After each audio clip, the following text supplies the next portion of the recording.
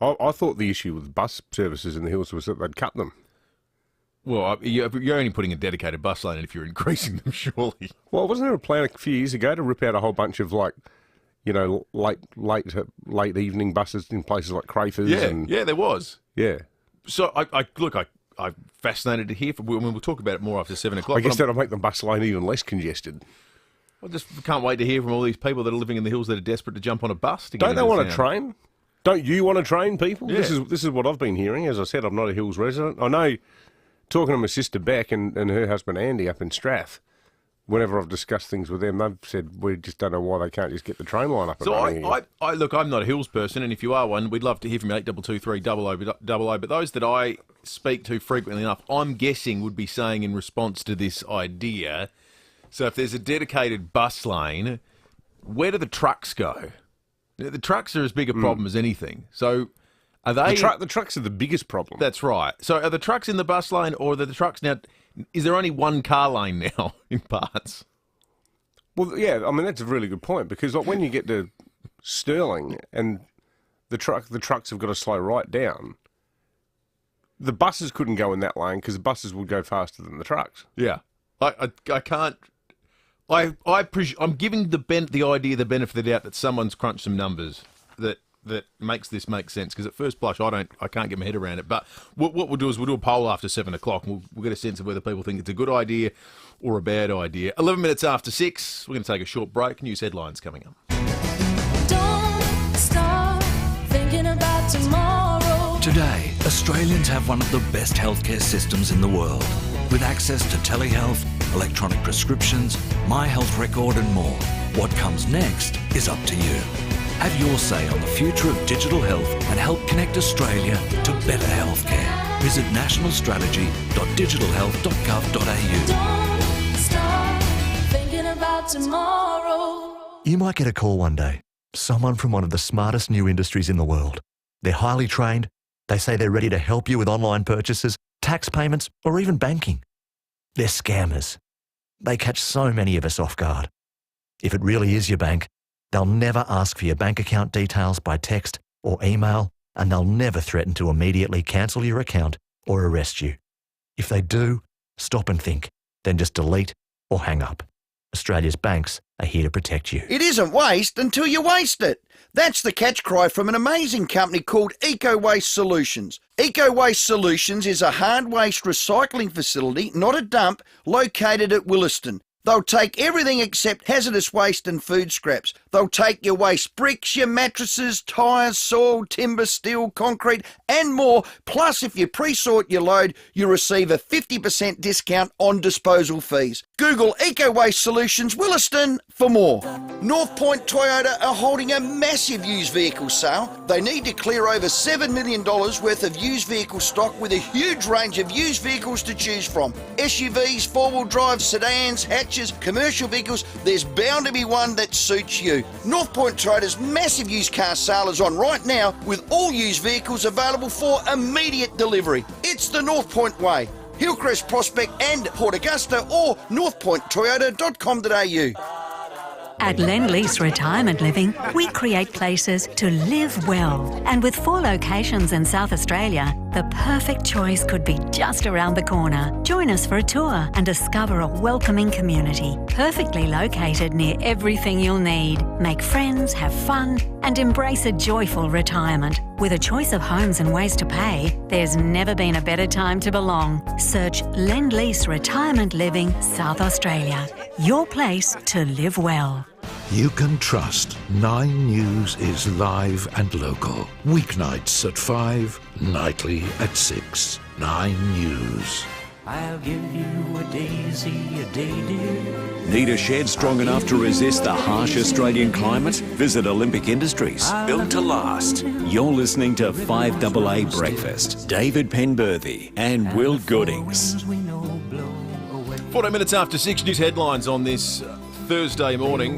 Border restrictions have been imposed on people arriving in South Australia from areas of southeast Queensland as the Sunshine State deals with a new COVID outbreak. Travellers who visited Brisbane, Gold Coast, Moreton Bay or Logan City since the 11th of September must isolate until receiving a negative COVID result. They'll need to get tested again on days 5 and 13 and are prohibited from attending high-risk events for 14 days. Shocking details have been revealed of how a serving British police officer used COVID lockdown rules to trap a young woman before murdering her. This is awful, this story. Sarah Everard's rape and murder in March horrified Britain, especially when it was revealed her abductor was an officer, Wayne Cousins. He's now a sentencing hearing has played vision of Cousins confronting Sarah as she walked home at night, producing his police ID, then putting handcuffs on her. He'll be sentenced tomorrow. The prosecution jail for the rest of his life would be appropriate. Oh, for sure. What a total breach of trust that is. It sounds like that's a realistic thing you can actually do in the UK. Jail for the rest of your life. Yeah, yeah. Which is a nice way of putting it. We used to be able to do it here. We say life is now, 20 years? Oh, not always. It can be less than that. I'm saying that's as high as it can ever be. Yeah, well, exactly. Yeah. No, it's crazy. What a disgusting story, though. Crikey. Protesters who attend an anti-vaccination rally outside the CFMEU headquarters are being urged to get tested for coronavirus. The Elizabeth Street building has been deemed a Tier 1 exposure. What would Charles Darwin make of this story? I think he would say that's just nature. With union officials, including State Secretary John Setka, being forced into 2 weeks isolation, anyone who's outside the headquarters being told to get a COVID test and isolate until they return a negative result. That's got to be the most hopeful public health edict I've ever heard in my life. It's a shambles there, Victoria. Way ahead of New South Wales. Surprised to see Tony Abbott made some comments overnight. Former Prime Minister sticking up for the Melbourne protesters. You know, sort of, you can understand why people are getting upset, and you can understand why people are getting upset. You can't understand why they would take their anger to a place like the Shrine of Remembrance, why they'd stand there trying to smash down doors. Yeah, if you want to hold up a placard saying cops. We shouldn't be locked down, you're well within your rights. If you want to urinate on the Shrine of Remembrance, I don't care what you're saying. You're a lowlife. Yeah, absolutely. I don't know why you give those people any cover at all. From tomorrow, Australians will need a prescription to access vaping products containing nicotine. New legislation will close a loophole which allows people to freely import nicotine from overseas. Australian Medical Association Vice President Dr Chris Moy says vaping is being used as a gateway to cigarettes. We're seeing massive increases in the numbers, particularly of children using these very high-dose nicotine products. I mean, some of these little disposable things have 20 packets worth of nicotine in them. And really, they're trying to stop this because it's going to become an epidemic. Dr Chris Moy talking about something that's not COVID. Something feels funny when you hear people talking about the things they used to talk about before the whole pandemic. There's something to look forward to. Yeah, that's right. That's my touchstone with Professor Spurrier. I always say I look forward to the day when we get her on the radio once a year to talk about a dodgy Vietnamese roll outbreak. Yeah, absolutely. She might lock us down for the next one. Oh, that's true. Grant Stevens will come in saying, right, that's it. Yeah. No one's allowed to move the house in case you bump into a banh mi vendor.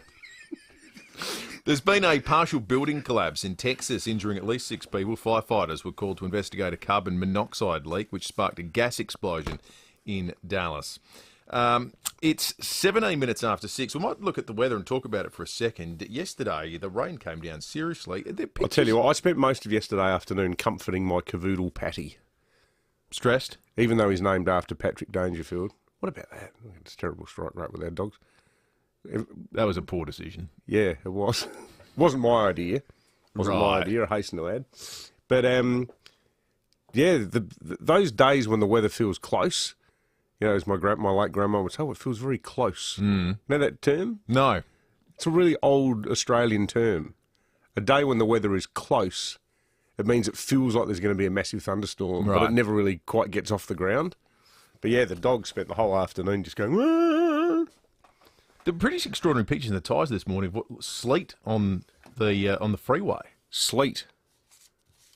What is sleet? I think it's what you call sleet. Sleet. Sort of slippy ice. That's one of those things like through sleet and snow. It's a cliche, isn't it? About always the postman always getting the mail through. They use it in America through sleet and snow. It's a type of precipitation distinct from snow, hail, and freezing rain. So there you go. Right, there you go. Sleet. There you go. Frozen raindrops, but not quite hail. It is a word. Like a margarita. Yeah. Just like a margarita, in fact. Let's talk about the weather with a bit more science behind it, because the Bureau's provided the forecast. 18 today with up to 3 mils of rain. Tomorrow, 18 with 2. Saturday, again, really peculiar. Saturday's 22 with no rain whatsoever, just flanked by days that are cool and wet. Sunday, 18 and up to 8 mils. Monday, 16 and up to 6 mils.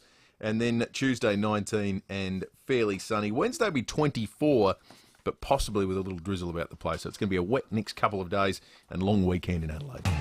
Hi, Crystal here from Southside Suzuki.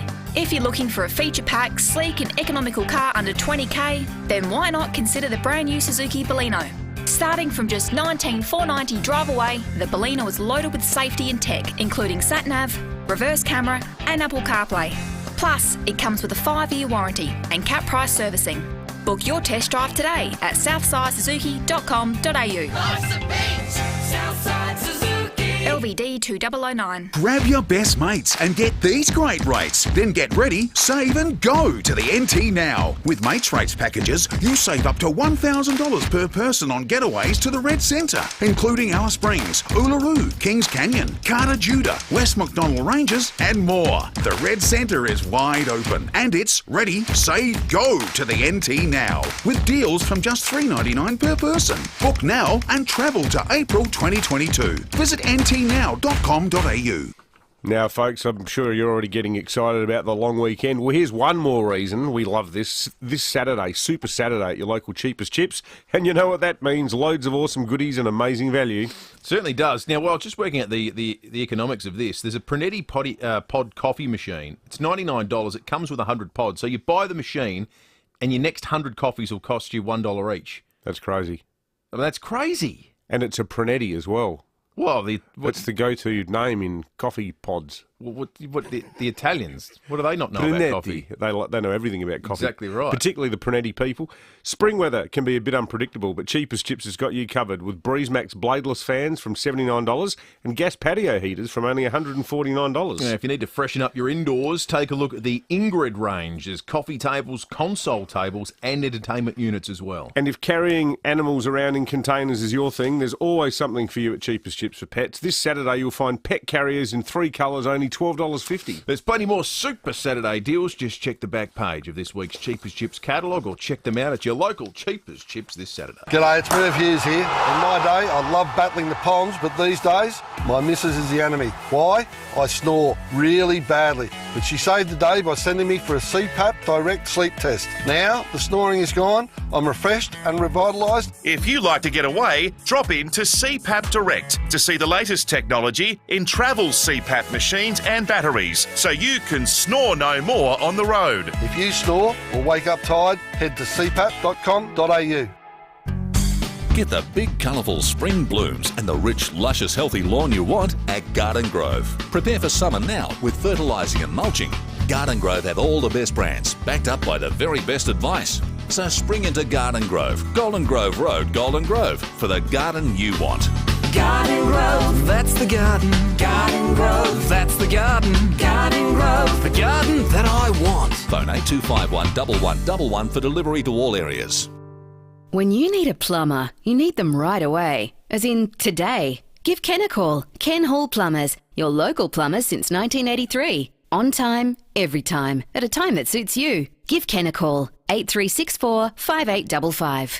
5AA Breakfast is streaming live right now. To watch, simply head online to 5AA Facebook or search 5AA on YouTube.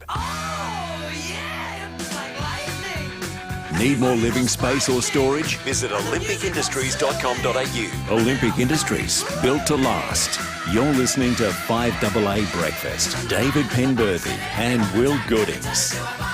23 minutes after 6, coming up in the next half hour of the program, we've got Best of SA tickets for you. We've got business prizes that are related to that. We're going to chat with the police. We'll check in with the Bureau, and we're off to the US as well. Jam-packed next 30 minutes on the program. But let's turn our attention to sport. Andy Ruzzion in the studio with us right now. Save up to $800 on selected ASCO washer dryer packages. Adelaide Appliance Gallery, the home of Mr. Dishwasher. Morning, Andy. Good morning, guys. I come bearing gifts today. I've got a family pass to the SANFL Grand Final this Sunday, the Eagles versus Glenelg. It's going to be a great game to win that prize. I have a question for the listeners, and the first person to call in with the correct answer gets the tickets. So Adelaide Oval had the Eddie Betts pocket, as we know, because he scored some incredible goals from that pocket. Well, did you know that Football Park at Westlakes also had a pocket named after a player? Yes, I do. Great Glenelg player. Can you call in with his name, please? And you win the tickets, 8223 0000. That's got me stumped. Well, someone will know. I think some people will know. Former Crows player will. Yeah, I know who it is. Yeah, I know. I remember the goal that got it named one of the best goals I've ever seen in my life. Yeah, it's one of the great goals scored in SA. It when you think of those goals that Eddie Betts scored, it was reminiscent of those. In a very exciting game, we'll play some audio when we have the correct answer. I spoke to you about boxing the other day. We had the world heavyweight title fight on the weekend. And no one knew about. It kind of went without a whimper. And you think about boxing in the past, names like Mike Tyson and Muhammad Ali in their respective eras, whenever they fought, it was such a big deal that it transcended culture. You had these people on Oprah Winfrey's show; they were enormous news, and then other names like Sugar Ray Leonard, Ray Robinson, Julio Cesar Chavez. All of these people were household names. The only other household name from the last 10 years, 15 years of boxing, I would say, would be Manny Pacquiao in this country that people would probably know as a mega celebrity. Yesterday, he officially hung up the gloves. He's not doing it anymore. He is focusing on his bid to become the president of the Philippines. So good on him. Question I've got for you guys, is interest in boxing at rock bottom in this country? Has it ever been so low? Yeah, I think it's rock bottom. But I think it's I actually don't think it's because people aren't interested in the sport. I think there's a big fight. Australians will go to pubs and buy pay-per-view. But it's the nature of the sport. The best fighters don't fight that often. If it's Fury Wilder or Fury Joshua or something, I think Australians will watch it. It's just those fights are so few and far between. But isn't the thing that's affected it the most? And I got to say, I hate the sport. Don't even regard it as a sport or regard it as a form of an organised pub brawl. But hasn't UFC probably eaten into the support base? Certainly the audience. Like a lot of people would much rather watch a UFC fight these days than maybe boxing. A little bit. I guess the point I'm trying to make, though, to what you were saying, Will, is that if Tyson Fury and Anthony Joshua fought, I think Australian boxing fans would be interested. Yeah. And Australian sport fans might be interested, whereas Mike Tyson fights Evander Holyfield or Muhammad Ali fights a Thriller in Manila. Everyone in that's interested in popular culture cares about that fight. There's, as far as I can tell, 3 types of fights that happen at the moment. Fights between 2 professional boxers. No one cares about those. Yes. Tim Zhu is our favourite. No one cares. Yep. The second type would be some kind of novelty fight involving an athlete from another sport. Barry Hall versus Paul Gallen. Barry Hall versus a landscape gardener from the Northern Beaches. It seems to be what piques the interest of most Aussie boxing fans, but that isn't really that exciting. The third kind is some kind of YouTuber involved in a boxing fight. Logan Paul or Jake Paul. And I wonder how many Jake Paul fans are waking up sure. at 6 a.m. on Sunday morning to watch the heavyweight title fight the Sunday just gone. It's interesting. I've read the boxing community divided about the Jake Paul fights because some argue that it's a sign that there is this latent desire to watch big promoted fights that people feel like they've got an emotional stake in. It's the problem of what the sport's done in promoting its best athletes and forcing them to contest. Others say, no, there's just no appetite for the sport. They just want to see. But there is an appetite for people seeing people that don't like getting their head punched in. Well, is that one of the biggest things that's changed? I mean, it's like a century ago, people would say, if you ever go to Spain or Mexico, you have to go to a bullfight. Whereas now, if you said, I went to Mexico City, I saw the bullfights, I reckon 50% of your friends would never talk to you again. Yeah, that's right. And I think with boxing, we're having this huge conversation about concussion in the AFL. Is the public, does it have the same appetite for boxing anymore as it did in the 1950s? Probably not. We got some calls. Yeah, let's do it. Karen in Westlakes, the pocket to which Andy referred earlier at Footy Park, who did it belong to? Well, was it Graham Corn? No, not the Graham Corns. Not the Graham Corns pocket. A little bit more recent than Graham Corns' playing days. Robert in Evanston Gardens, good morning. Tony Hall. The Tony Hall pocket. This is a state game, wasn't it? It was. Now, in putting this question together and doing some really hard research for the show yesterday, I spent about half an hour watching the 1992 State of Origin game yesterday on YouTube. The whole game's there. It's bloody fascinating. I was there. Some of the great players. Yeah, I was there. It was. Hang on, what was it, 92? 1992. It was great goal Tony Hall scored on Ken Hinkley, actually. Have a listen. Here's Gary Lyon. Oh, he's lost it. Andrew Oxt, the short one. Tony Hall used his body beautifully on Hinkley. Will it sit for him? He picks it up on the boundary line. Oh, look at this! Oh, what a kick, Tony Hall. Sensational goal. That was the goal of the night. You couldn't describe it.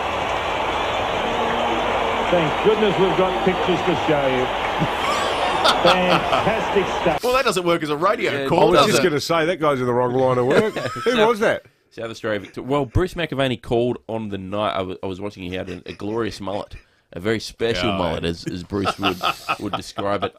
State of Origin, Tony Hall pocket. Maybe a delicious mullet. Congratulations. Was it Robert from Evanston? It certainly was. He's off to the grand final this Sunday. Beautiful stuff. Good on you, Andy. Magnificent work.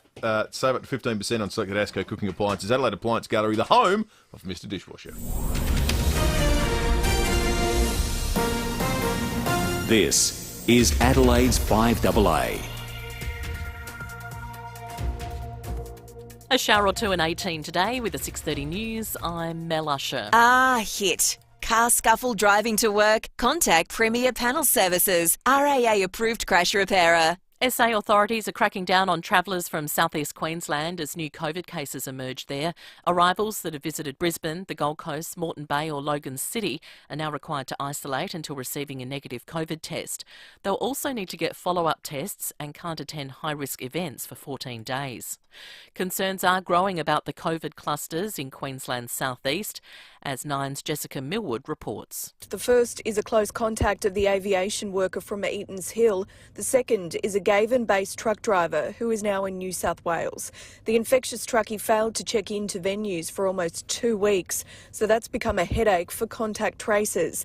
60 new exposure sites have been added in the past 24 hours.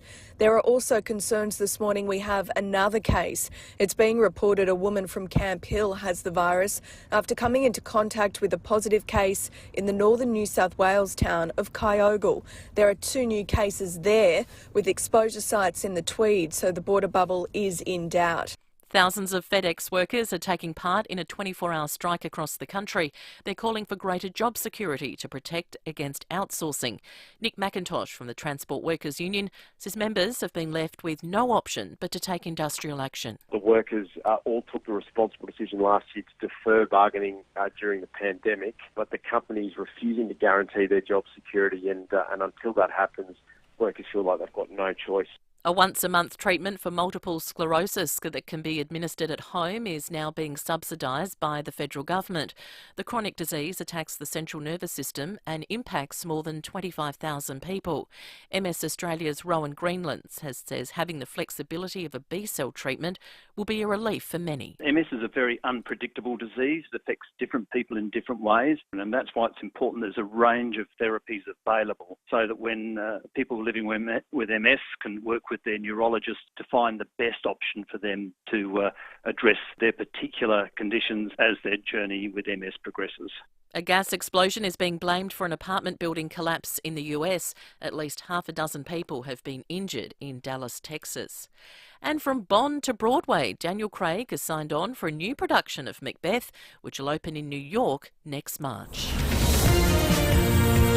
Now turning to 5AA Sport. Save up to 15% on selected Asco cooking appliances at Adelaide Appliance Gallery, home of Mr. Dishwasher. And it's over to Jace Kemp. Thank you, Mel. Port Adelaide is open for Peter Adams to explore his options during the upcoming trade period. The backup ruckman wants more time in the middle rather than up forward. Meantime, the Power will host its best and fairest tonight. Ollie Wines is the overwhelming favourite to take home the Jack Cahill medal, while Marcus Bontempelli has won his 4th Charles Sutton medal for the Bulldogs. I think I'm lucky the environment that I'm in allows me to, continue to, stay curious and always search for more and try to be the best influence I can for the football club. To the SANFL, and Eagles veteran Matthew Goldsworthy has been ruled out of Sunday's grand final after rupturing a tendon in his hamstring, while former Crow Tyson Stengel has been cleared to face Glenelg. Tyson just had some tightness in his hamstring late in the game. They thought there might have been a little nick in there, but he got a scan and he's all cleared. And Good. He was one that probably refreshed during last week, and he'll train tonight in our main session. And he's fine. He's already been cleared to go, so he'll be good to go. To cricket, and Australia's Nathan Lyon is urging England players to travel down under for the Ashes. Several English cricketers are reluctant to tour due to travel restrictions for their families. Lyon says they owe it to the sport to ensure the best players are on the park. As professional athletes and cricketers, we're so lucky in what we do, and I think it really comes upon us to really give back to the game that's given us so much. So I think I wouldn't have a doubt in coming out if it was myself. And finally, in the Champions League, Manchester United has defeated Villarreal 2-1 thanks to a last-minute goal from Cristiano Ronaldo. And that's the FIVEaa Sport. Now the FIVEaa forecast. Head to Foodland, Drake's or IGA for Nutrimate, a new dog roll loaded with healthy nutrients. A shower or two today. We're heading for a top of 18. Showers easing tomorrow, 18. Then warming up on Saturday, partly cloudy, 22. Right now it's 13 degrees. More news as it happens on FIVEaa. Don't you ever let a chance go by. Need a shed strong enough to resist the harsh Australian climate? Visit Olympic Industries, built to last. You're listening to FIVEaa Breakfast. David Penberthy and Will Goodings. 25 minutes to 7. Police, weather, we're off to the US. It's all coming up before 7 o'clock. Then after 7, we'll flash back with Michael Smith. Always look forward to chatting with Michael from 7 News. We'll talk about the freeway bus lane plan. We're going to do a bit of something of a snap poll for you after 7 o'clock. Want to get a sense of whether people in Adelaide think this is a good idea or a bad idea. We'll talk about the extraordinary pictures out of the Canary Islands, this volcano. We first spoke about it 10 days ago. It's still going. Now it's hit the sea. The island's bigger as a result. It's just amazing. We'll talk more about that. And David Bowie's lost album that's going to be officially released early next year. But first, Best of SA. We love Best of SA. It gives us an opportunity to talk about fantastic South Australian businesses like Sky Trust. And you can jump on the Facebook live stream right now to watch Jane Riley, who caught up with Corey from Sky Trust. Hi, this time I'm catching up with the team from Sky Trust. They produce software which help businesses to manage safety and risk more effectively, and they've been part of the Best of SA for a long time. I'm going to be chatting with their Managing Director, Corey Burford. Corey, it's absolutely great to have you back with us at FIVEaa on the Best of SA. I think you've been with us since the very beginning. Sky Trust, it's something quite wonderful created here in South Australia, and now you export your product all over the world. Tell us what it's all about. So we do risk management software, Jane, so anything to do with incident reporting or hazard reporting, we really just make these processes easier. So you can do that on your phone, take a photo of what the issue is. It allows people to capture that anywhere, record it, it's added to the central application, and then if anything's ever missed or not completed, the system will give you reminders automatically. How have you been during COVID? Has that affected your business? It hasn't. Yeah, I guess we've been able to really help other businesses, and because it's all web-based, they can do a free trial. A lot of clients have looked for opportunities to really streamline their businesses, make them more efficient. Well, Corey, thank you so much for being part of the Best of SA again, and you've been in business for 15 years. I think you've got a long future ahead of you, and you've been supporting us with this Best of SA since we started, so it's like coming back to visit an old friend and thank you, Jane. It's great just to see see how you we're all again. going. But thank you so much for being part of it. Thank you. For your chance to win a $150 Sky Trust voucher plus 2 tickets to our Best of SA dinner on the 14th of October, Thursday night at the Adelaide Oval. Give us a call right now, 8223 0055. SA businesses and organisations worldwide turn to Sky Trust to help manage their safety, compliance and business risks easily.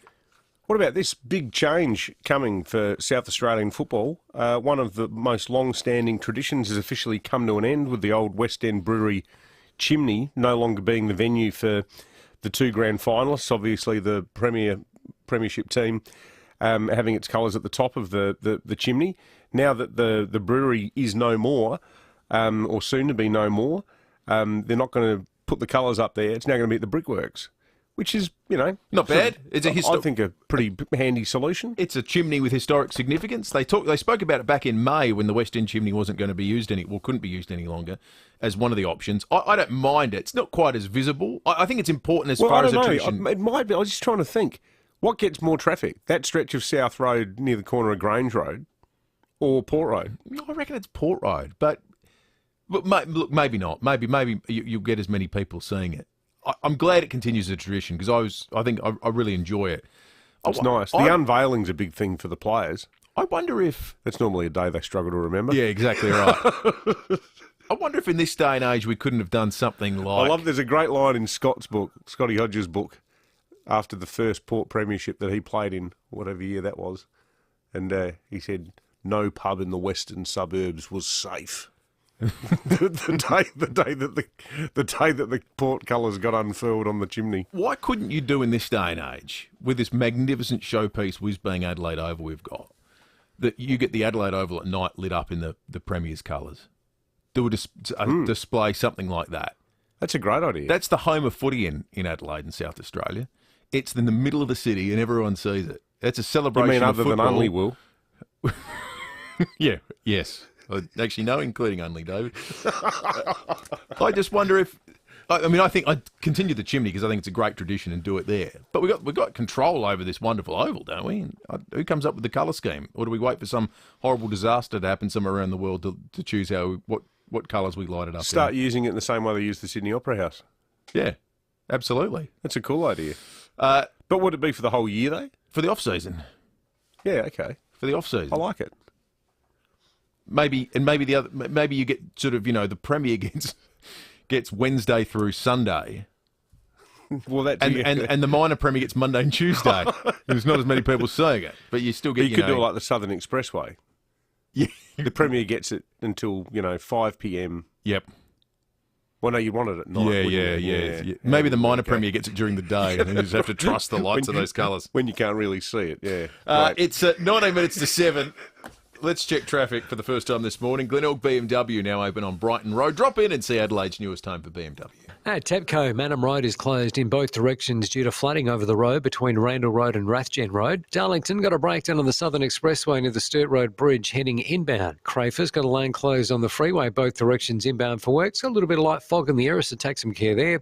And look out for cameras today. Burton Road, Burton, Grants Gully Road at Clarendon and Main Road at Wollonga. The 40 Winks Super Silly sale is now on. Get up to 50% of the Silly Posturepedic mattress range. T's and C's apply. Hurry and Sunday. 40 Winks. Serious about sleep. Adelaide's most accurate traffic on 5AA. Feel the grand final fever this Sunday with the Sandful Statewide Super League Grand Final at Adelaide Oval.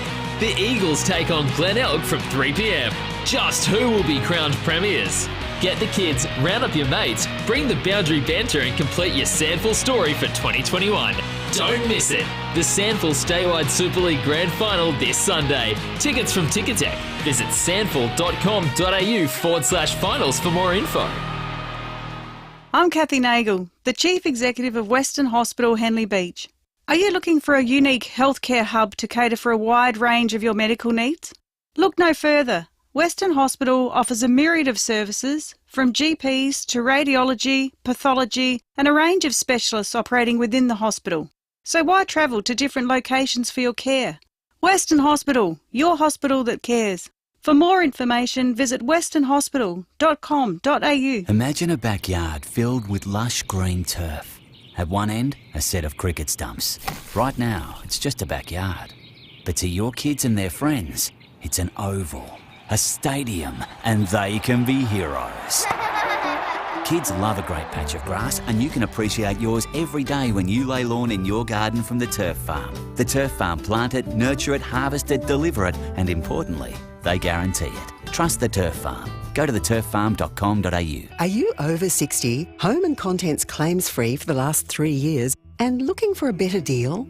Buy new home and contents insurance with FIVEaa and you could receive $100 off for the first year. With a little extra savings, you can do a little more of what you love. Talk to us today on 13 50 50.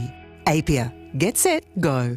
T&Cs apply. Offer ends 30 September 2021. Not available online. APIA is an authorised representative of the insurer AAI Limited. Before buying this insurance, read the PDS. Call for a copy. Did you know that the Reject Shop has your grocery essentials at Australia's cheapest prices? Including 500 gram Beyondy assorted pasta, only 50 cents each. For the cheapest snacks and groceries, it's got to be the Reject Shop, where we guarantee cheapest prices every day. The NBN network is made for more. Streaming, game downloads, smart farming, online business, virtual learning and more. Search NBN Made for More. Experience may vary depending on factors such as NBN technology, internet provider, plan and equipment. You can trust 9 News is live and local. Weeknights at 5, nightly at 6. 9 News. Need more living space or storage? Visit olympicindustries.com.au. Olympic Industries, built to last. You're listening to 5AA Breakfast. David Penberthy and Will Goodings. 15 minutes to 7. Remember, you can text us at any time on the Telstra Storm Mount Barker text line or give us a call, 8223 0000. Love chatting with you. Running a poll after 7 o'clock this morning on the issue of the thought bubble, shall we say, of the dedicated bus lane on the freeway that is claimed will, in fact, ease traffic congestion for Hills commuters. I'd like to hear too from residents who live along Glen Osmond Road, because part of the proposal to get the buses faster in and out of town and to relieve the pressure on cars is that there will be no parking allowed on Glen Osmond Road. So there's 2 categories of people I'd like to hear from there. Firstly, how do you feel if you're a business owner on Glen Osmond Road?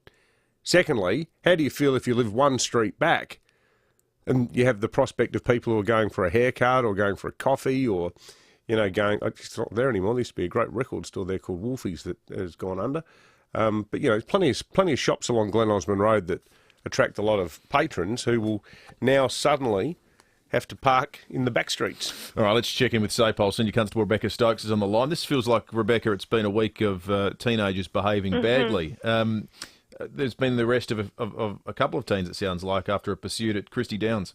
Yes, so this happened at 1:30 this morning. Patrol spotted a Toyota sedan on Kenneth Road at Morphet Vale, and it had been involved in a drive-off at an old Ranella petrol station earlier in the evening. And the vehicle was pursued through the back streets of Morphet Vale and Christie Downs. It drove through a reserve near Germain Street, Morphet Vale, where it popped a tyre, and that slowed it down, and then came to a stop in a reserve near the Christie Downs railway station. 3 occupants of the car ran into a nearby skate park, which is currently under construction, and they sort of got stuck in there, and they were quickly apprehended by police. The driver was allegedly a 15-year-old boy from Christie Downs. He's been charged with driving unlicensed, illegal use, dangerous driving to escape police pursuit, making off without payment and refuse bail, and he'll appear in the Christie's Beach Youth Court today. His passengers were 2 13-year-old boys from Morphet Vale, and they'll appear in court in November. Far out, they're so young. Rebecca, also, this didn't work out very well. It doesn't sound like the crime of the century. A woman's been caught breaking into an empty house at Elizabeth North. Yes, so it pays to have good neighbours. So about 12:30am this morning, police were called to a home in Whiting Court at Elizabeth North after a neighbour reported hearing a window being smashed at the property, and police responded and searched the vacant home, locating a woman hiding inside.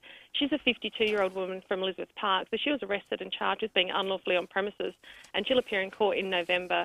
And as I said, just great that neighbour obviously knew that house was vacant, heard something suspicious and contacted police, and resulted in the quick arrest. Yeah, you'd probably have to think that the would-be burglar didn't know it was vacant, because it's hard to see what the incentive was. Might be the only person in the street that didn't. So yeah, keep an eye out, especially this weekend. If you know your neighbour's going away for the school holidays or the long weekend, just keep an eye out and ring police if you see anything suspicious. Yep, pays to be neighbourly. Good stuff, Rebecca. Thank you. Thank you. Senior Constable Rebecca Stokes from SAPOL. Vince Rowlands is the senior forecaster at the Weather Bureau. Can we start with yesterday, Vince? How much rain did we end up getting? Oh, yeah. Up in the hills, it was pretty significant. Around the city, we ended up with 3 millimetres here at West Terrace. A few places up in the northeastern suburbs, around the sort of Greenacres, Paynham, and further north, got up around sort of 10, 12 millimetres. But it's up in the hills around the Crafers, Mount Lofty region where we saw the most significant rain. So Mount Lofty ended up, so far since 9am yesterday, 62 millimetres, 81 at Crafers West, and then a few locations just around that region up around a sort of 30, 40 millimetres. But it's just incredible looking at the rainfall distribution, because you don't have to go that far north around the Ashton area, Lenswood. You're only looking at 5 millimetres. So it was certainly just seemed to be quite localised around that Crafers, Mount Lofty region during the afternoon. Pretty spectacular with the hail photos as well. So yeah, lots of rain and some pretty significant amounts of small hail up through that region as well. But we're looking at those showers. Well, no thunderstorms today, but certainly a bit of shower activity around. So we've got some movement across the city at the moment. So that's just going to hold temperatures down to around 18 degrees today. And just looking at showers just continuing during the day. Not as much expected across the city today, just somewhere up to around 3 millimetres. But we are expecting the showers to continue mainly during tomorrow morning as well, up to a couple of millimetres, and again a top of 18 degrees. But for the start of the long weekend, we've got a pretty good start to it. Not too great for the remainder of it though, but pretty nice on Saturday, 22 degrees, possible late evening shower. But then it's really during Sunday and Monday that we're expecting most of that shower activity. So 18 for Sunday, 16 for Monday. Yeah, both days looking at a reasonable amount of shower activity around and up to about around the 6 to 8 millimetres on both days. Then we start to see the showers ease on Tuesday, top of 19, and then a nice warm day on Wednesday with a top of 24. Good stuff, Vince. Thanks for that. Hey, important clarification. I'm indebted to Russell of Toorak Gardens, who's texted in on the Telstra Store Mount Barker text line saying, David, Wolfie's record store has not gone under. Wolfie's has reopened on McGill Road, 30 metres west of Big Star Records, on the same side of the road. So apologies to Wolfie's. I wasn't aware of that. I drove past the other day with a heavy heart, went, oh no, I love that record store. No need. But it's still there. Wolfie's on McGill Road. Go there for all your vinyl needs. 10 to 7.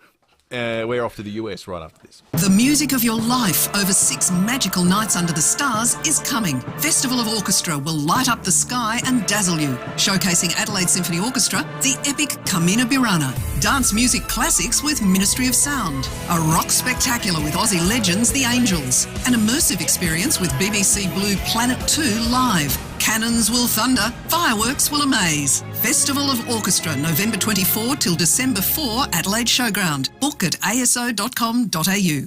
Life is busy. SportsMed knows this. We also know your joint pain or knee injuries don't finish for the day at 5 p.m. That's why we've extended our consultation hours into the evening. It's just another way that SportsMed cares for our patients. And booking to see our surgeons after hours is easy. Simply visit sportsmed.com.au to find out more.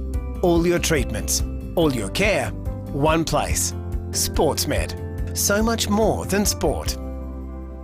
You might think having thousands of pals is excessive, but that's not what the team at Parafield Airport Liquor Store think, because that's how many they have. Sure, they might be made up of over 100 gins, over 200 whiskies, over 300 craft beers, and over 2,000 boutique wines. But they're some of the best pals you could have, and they're always looking for more, even if they are tricky to track down. Parafield Airport Liquor Store. Pals, next to Roulette's Tavern, Kings Road, Parafield. Grab your best mates and get these great rates. Then get ready, save and go to the NT now. With mates rates packages, you save up to $1,000 per person on getaways to the Red Centre, including Alice Springs, Uluru, Kings Canyon, Carter Judah, West McDonnell Ranges and more. The Red Centre is wide open and it's ready, save, go to the NT now. With deals from just $3.99 per person. Book now and travel to April 2022.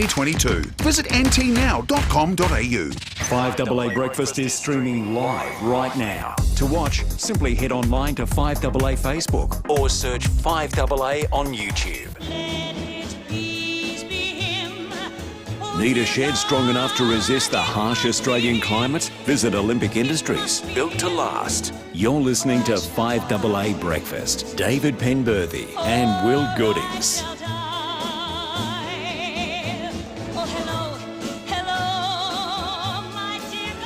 7 to 7. Lots of text coming through on the Telstra Mount Barker text line at the moment. We've got a bit of thought coming through about the proposal for a dedicated bus lane on the freeway to ease traffic congestion. Sally asked the question, what happened to Globelink? We were promised that trucks will be removed from the southeastern freeway freight trains from the hills, and I think a brand new airport near Monardo. Maybe we need Nick Xenophon back to pressure our government to act. I think this was the sort of pre-election thought bubble that when it came to the crunch, no one actually thought was a good idea. That seemed to be the problem. Globally, they couldn't make it stack up. To Sally's point too about maybe we need Nick Xenophon back, maybe you'll get him back, Sally. I've got a growing suspicion that Nick Xenophon might run for the Senate at the next federal election. Oh, really? He flagged it a few weeks ago, not in any specific detail. So federal, though? Federal. Yeah, not state.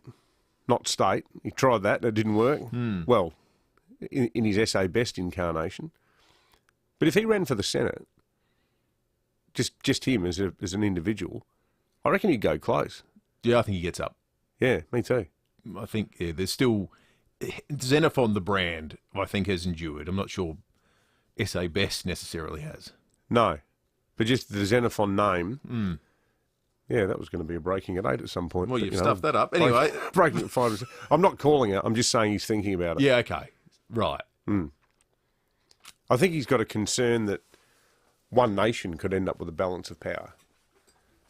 And that, being a more progressive person, I think he likes the idea of getting in there to upset their little tea party. When do we think the next election will be? I don't know. What's your tip? What's your gut feeling? May? Okay. So it gives him a bit of time to think about it then. Yeah. More than 6 months to have a bit of a think. Sue in Christie's Beach says, regarding SAPOL, I know I sound like an oldie, but what are these kids wandering around the streets at such hours for? What are their parents doing? They need to start refusing bail to give them something to think about. I could not agree with you more, Sue. Like, as we were talking to Rebecca from SAPOL about that, Rebecca Stokes, I was thinking, the conversation I had last night with my daughter, who's 18. Like, she's a total adult. She's old enough to do her own thing. She's got her P's. She's got her own car.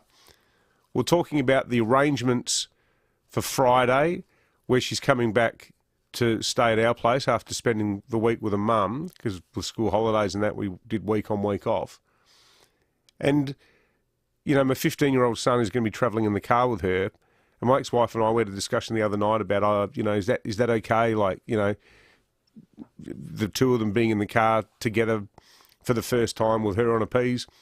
They're 18 and 15, and I reckon almost every parent in South Australia would be like us, where you know where your kids are all the time. Even when they're already technically adults. Well, not technically, they are adults in Sophie's case.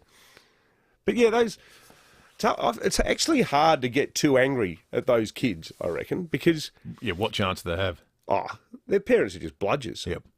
And they're probably the sort of parents who either don't care or sort of want to be friends with their kids rather than their actual parents. They've never actually said no to them about anything. Jane in Plympton's called in. Morning to you, Jane. Yeah, good morning, boys. You just mentioned elections.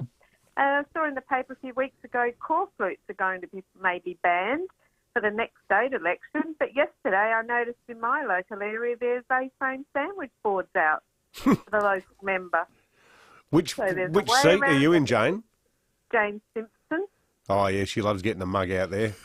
So that's I a good know. question, Jane. Do we think the sandwich board...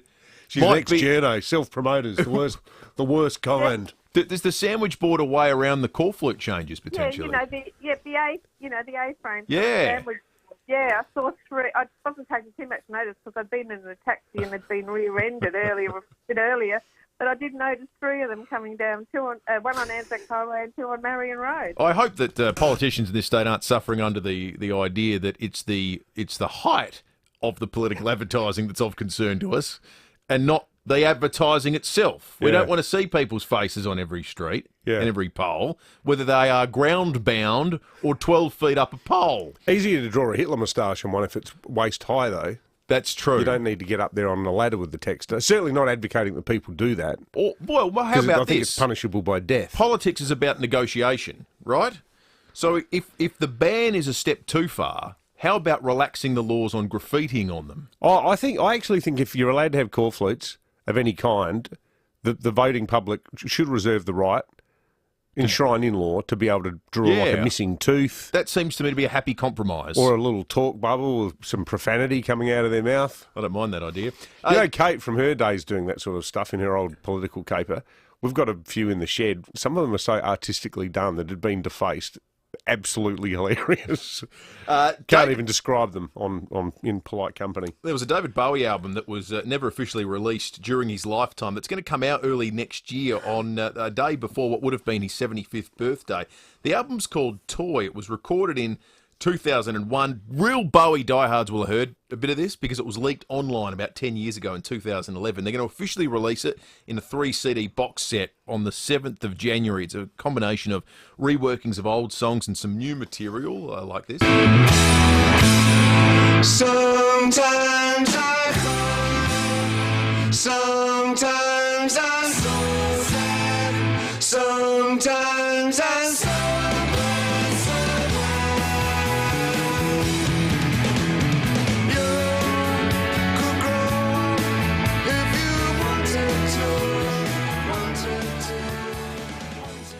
And in honour of the release of a posthumous David Bowie album after 7 o'clock this morning, Andy's put together a David Bowie list. Oh, good. Andy's top 5 David Bowie songs will come up after our news wrap after 7 o'clock. I'm excited about this. So get thinking. The other thing we want you to do as we hit the 7 o'clock news, 8223 0000. Good idea or bad idea? That's all you need to answer. Good idea or bad idea? A dedicated bus lane on the freeway. Dedicated bus lane to ease traffic congestion. You can work out how the hell that works as we're trying to still grapple with it. Yay or nay? 8223 0000 or text us on 0448 08 1395. That's the Telstra Storm Out Barker text. I want to take the pulse of Hills people, Glen Osmond, business owners, residents and others. Good idea or bad idea? Let us know. Online, on DAB Digital Radio and on 1395 AM. Talking Adelaide. This is Adelaide's 5AA. A shower or two and 18 today with the 7 o'clock news. I'm Mel Usher. Peak hour hit too hard? For an RAA-approved crash repair, contact Premier Panel Services. 3 teenagers, 2 aged just 13, have been arrested after a police chase involving a stolen car in the southern suburbs. Senior Constable Rebecca Stokes says patrols spotted the Toyota not far from an earlier petrol drive-off at Old Ranella. The vehicle was pursued through the back streets of Morphett Vale and Christie Down. It drove through a reserve near Germain Street, Morphett Vale, where it popped a tyre, and that slowed it down and then came to a stop in a reserve near the Christie Downs railway station. 3 occupants of the car ran into a nearby skate park, which is currently under construction, and they sort of got stuck in there, and they were quickly apprehended by police. The 15-year-old driver will front court today. It's been revealed the car was stolen from a Flagstaff Hill driveway. Border restrictions have been imposed on people arriving in SA from areas of southeast Queensland as the Sunshine State deals with a new COVID outbreak. Travellers who visited Brisbane, the Gold Coast, Moreton Bay or Logan City since September 17 must isolate until receiving a negative COVID result. They'll need to get tested again on days 5 and 13 and are prohibited from attending high-risk events for 14 days. Another national truckie strike is underway, this time by FedEx employees. 3,000 workers walked off the job at midnight, demanding job security. South Australian workers will rally outside the headquarters at Marsden from 8 this morning. A top US Army general has labelled the war in Afghanistan a strategic failure. A Senate hearing is assessing the chaotic withdrawal of Western troops following the Taliban takeover. General Mark Milley says he favoured keeping several thousand troops on the ground to prevent the collapse of Kabul. In the fall of 2020, my analysis then was that an accelerated withdrawal without meeting specific and necessary conditions risks losing the substantial gains made in Afghanistan would potentially damage U.S. worldwide credibility, resulting in a complete Taliban takeover or general civil war. A London court has heard the former police officer who murdered Sarah Everard detained her by fraud. Nine's Brett McLeod has more. Vision played in court shows Sarah Everard walking home in London in March this year before a police officer stops her and puts her in handcuffs. That officer was Wayne Cousins, who has pleaded guilty to abducting, raping and murdering Sarah. The Old Bailey told he abused his powers during London's lockdown to arrest her before carrying out his sickening crimes. Days later, he took his wife and children to a spot in the woods near where he burned and dumped Sarah's body. He'll be sentenced tomorrow. In London, Brett McLeod, 9 News. Part of the Porsche Spider from James Dean's fatal car crash on this day 66 years ago is going on display. The transaxle will be on public view at the Haunted Museum in Las Vegas. Now turning to 5AA Sport. Save up to $800 on selected Asco washer dryer packages. Adelaide Appliance Gallery, home of Mr Dishwasher. Here's Jace Kemp. Thank you, Mel. Crows list boss Justin Reid has given up hope of trading for the AFL's #1 draft pick. Reid telling Rowie it's unlikely the club will prize the top selection from North Melbourne to land Jason Horne-Francis. North Melbourne own the right to pick one, so look, Jason's a quality person. He comes from a great family and he's a very good footballer, so I think it's highly unlikely North Melbourne will move on that pick, but we'll see what plays out over the next coming weeks. To cricket, and Australia's women's team will begin its day-night test against India on the Gold Coast this afternoon. Rachel Haynes has been ruled out with a hamstring injury. Aussie skipper Meg Lanning says it might bring an all-rounder into the mix. The good thing is we've got some options there. It'll sort of depend a little bit on the wicket. There is a green tinge there, so that potentially brings some of our sort of pace bowling all-rounders into the frame. So we just need to decide, if we want to go with that. And Cristiano Ronaldo has done it again in the Champions League. The superstar scoring a last-minute goal to sink Villarreal 2-1. Wasn't far off being the last kick of the game that Ronaldo scored for Manchester United. Extraordinary scenes here. He's done it again. Yeah, amazing stuff there. And finally to racing. Organisers are pushing for an 11,500 fans to attend November's Melbourne Cup. The Victoria Racing Club has lodged plans with the state government for spectators to attend all 4 days of the carnival. And that's the 5AA Sport. Now checking 5AA traffic. Glenelg BMW is now open on Brighton Road. Drop in and see Adelaide's newest home for BMW. At Tipco, Madam Road is closed in both directions due to flooding over the road between Randall Road and Rathgen Road. Phil and McGill, we're seeing some light fog in that area, so take care. Mawson Lakes works on the Salisbury Highway, causing delays at Port Wakefield Road. And Crafers today got a lane closed on the freeway. That's both directions for works. Also light fog in the area too. Take some care. Cameras today, Grants Gully Road at Clarendon and Main North Road at Smithfield. What's for lunch? How about a burrito or bowl from Guzmani Gomez for just $9.90? Choose from delicious pulled pork, grilled chicken, slow-cooked beef and more. Just $9.90 at GYG. Adelaide's most accurate traffic on 5AA. Now the 5AA forecast. Head to Foodland, Drake's or IGA for Nutrimate, a new dog roll loaded with healthy nutrients. Heading for a top of 18 for your Thursday with a shower or two. Showers easing tomorrow 18. Saturday partly cloudy 22. Right now it's 13 degrees. More news as it happens on 5AA. Need more living space or storage? Visit olympicindustries.com.au. Olympic Industries, built to last. You're listening to 5AA Breakfast. David Penberthy and Will Goodings. 6 after 7. Want to start the hour with a little game of good idea, bad idea. Front page of the Tiser this morning. A lane of the Southeastern Freeway and Glen Osmond Road would be dedicated to buses during peak hour as part of a plan to ease traffic on the commute between the hills and the city. So there'd be 2 high-frequency bus services, one from Bridgewater to the CBD, the other from Mount Barker to the CBD. They'd take less than an hour, and that'd be your option for rush hour. Now, the idea would be, clearly, that there's this unsatiated demand out there of people that are living in these places that want to take public transport, and that would take some of the cars off the road.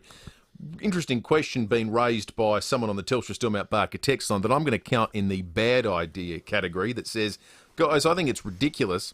I'd like to know if people that suggested this idea live in the hills and if they ever had to do a trip up the freeway in the traffic. Stavros in Meadows has also called in. Good idea, bad idea, Stavros? I'm a bad idea. How about we just keep less and less overtaking? That's a good idea. that is a good idea. Hey, what about anyone who's not doing the speed limit? Keep left. Yeah. That's another one. These are concepts that are embraced in other parts of the world. Well, you know what? They're enshrined in law, are they not? I mean, you're meant to drive as close to the left as practicable.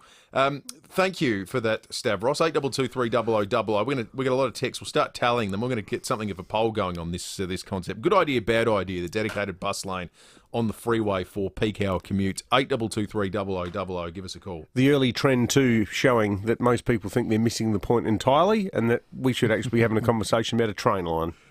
Absolutely right. The Yeah. early trend, if I can get a bit Anthony Green there. Yeah, that was very, very. The early trend? The what do they call it when they Cephology. No, what do they call it when they poll people on the way out? Exit polls. Exit poll. Yeah, that's the yeah, one. that's the exit poll. We're good. Our version of exit polling. What is happening in the Canary Islands at the moment? If you get a chance to go online and have a look at this, I encourage you to do so. It is the most incredible nature display you'll ever see. It also happens to be incredibly dangerous. 10 days ago, we started talking about the fact that a volcano had erupted. The FIVEaa volcano on the in the Canary Islands had begun to erupt. It's still going 10 days later. It's gotten to the point now the lava flow, at first a concern for people who might be walkers in the area and nearby residents who had all been evacuated now, that has moved to what happens when the lava hits the water.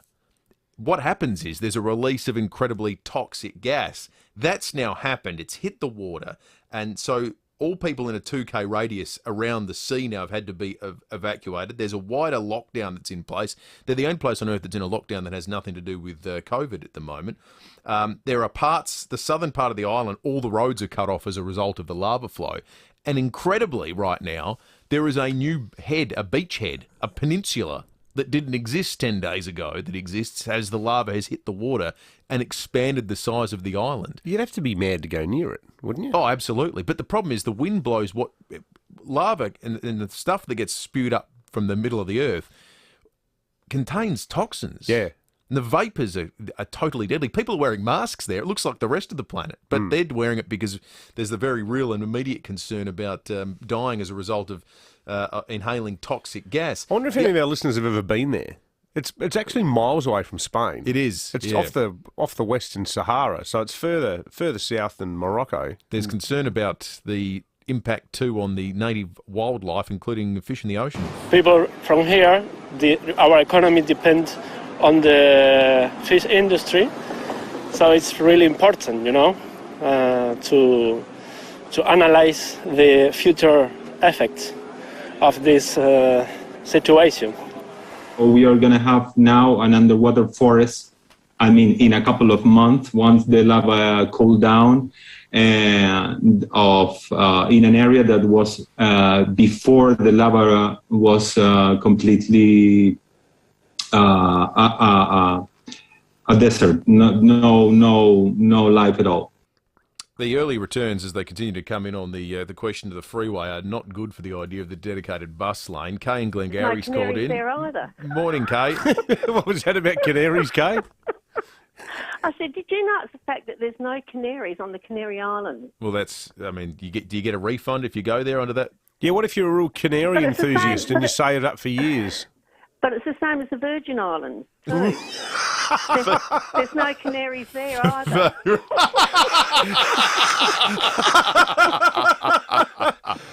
Hey, can we just give Kay a Waller's voucher? Yeah, that was hilarious. Kay gets a Waller's You voucher. get a Waller's voucher, Kay. That's a great That was superb. Andy, great joke. Andy's voted for train lines, so I'm going to put that in the no category. Carol on the text line says, bad idea. Train, definitely better idea. There's a trend developing there. Now, Ian in Morford Vale says it's a good idea for dedicated bus lane, if only on the freeway. Bad idea for it to start on Glen Osmond Road. Thank you for that, Ian. Keep your thoughts coming in. Good idea, bad idea, the dedicated bus lane for Glen Osmond Road and up the freeway. There's a few people saying that cars should be banned from parking on Glen Osmond Road anyway, and that Glen Osmond Road is not a car park. It's ridiculous, the way it works, when you consider it as a major thoroughfare. You basically have one lane. But how do you keep businesses going, and how do you stop residents from getting squeezed? Yeah, I don't know. Unley Road's another example. If of you're that. starting again tomorrow, you wouldn't design it like it is designed right now. Well, even Henley Beach Road's a bit of a shambles parking wise, isn't it? Yeah, but it doesn't ever feel like it does on Glen Osmond Road. But what about when you're coming into town from the west and like near the Asian supermarket, when you go past the pedestrian lights near Foodland there on Henley Beach Road, you always feel like the car's parked in the left-hand lane. Yeah, you do a little bit, but I reckon Glen Osmond Road's a worse version of that. Yeah, it seems to stretch on forever, and the traffic's parking's a huge busy. problem there. Full stop. I mean, what about trying to get a park at Frueville Foodland if you need to go in to buy some, Meldon sea salt flakes or a tin of foie gras or some other high-end product that they sell? Great supermarket. We mentioned that just before the break, David Bowie will be releasing there'll be a new album released in early next year, the day before what would have been his 75th birthday, an album that he wrote back in 2001 called Toy. It was released, well, rather it was leaked actually online in 2011. It's going to be officially released, 3 CD box set, 7th of January next year with all the bells and whistles, and to honour David Bowie. Andy's put together a list of the top 5 Bowie songs. Number 5. They're quite aware of what they're going through. Changes. Turn and face the strange. Changes. Don't tell them to grow up out of it. Changes. Well, number 4. She said she had to squeeze the gutchy, and then she, I don't lean on me, man, 'cause you can't afford the ticket. Back from Sunbreaking City. I don't lean on me, man, 'cause you ain't got time to check it. No, my Sunbreaking City was out of sight. 3rd place.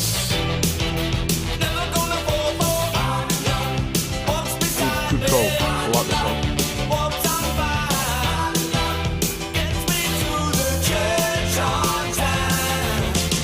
In 2nd, Ashes to ash and funk to funky. We know Major Tom's a junkie, strung out in heaven's high, hitting an all-time low. and in 1st place, Take a look at the old man reading up the wrong guy. Oh man, wonder if you'll ever know. Who's in the best-selling show? Is their life on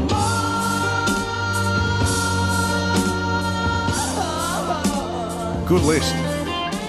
Totally agree with that number 1. Mine, for what it's worth, I had Life on Mars first, then Changes, Heroes, Fame, and Boys Keep Swinging 5. But you can't really stuff up a David Bowie top 5, I don't think. Tex, can you... Do you know what, something terrific to do, and it's incredibly moving?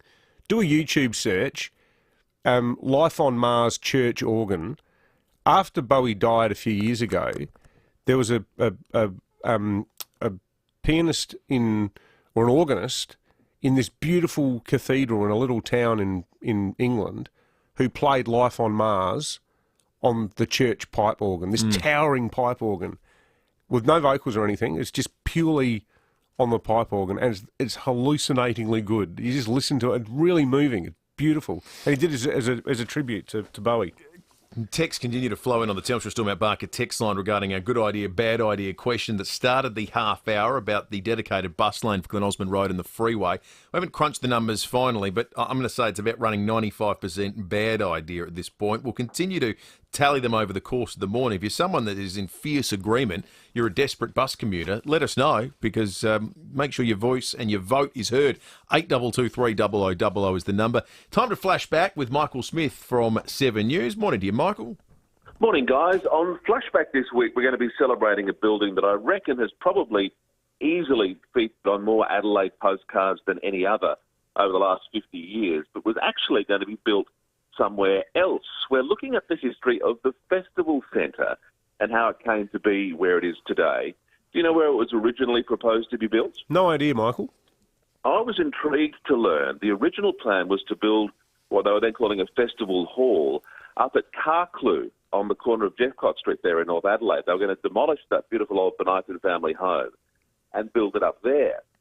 The story goes that then Premier Steele Hall was on a trip to London. One of his appointments was cancelled, so he said to his driver, how can I kill the time? The driver said, you should go for a stroll along the riverbank along the Thames, which he did. He spotted the Royal Festival Hall there, came back, said, we're keeping Carclew, we're going to build it by the Torrens.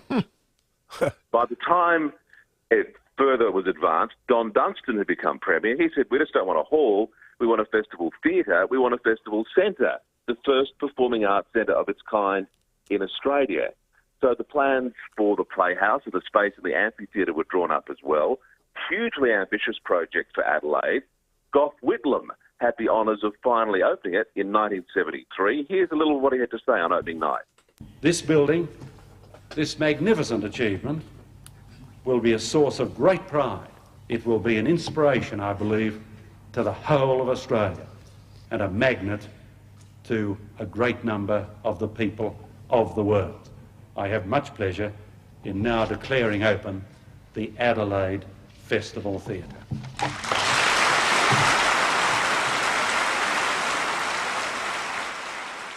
And of course, the other big project at the time, which had been talked about for decades by then, was the Sydney Opera House. In 1970s money, the Opera House cost $102 million. The festival said an absolute bargain by comparison, just $21 million. Dirt cheap.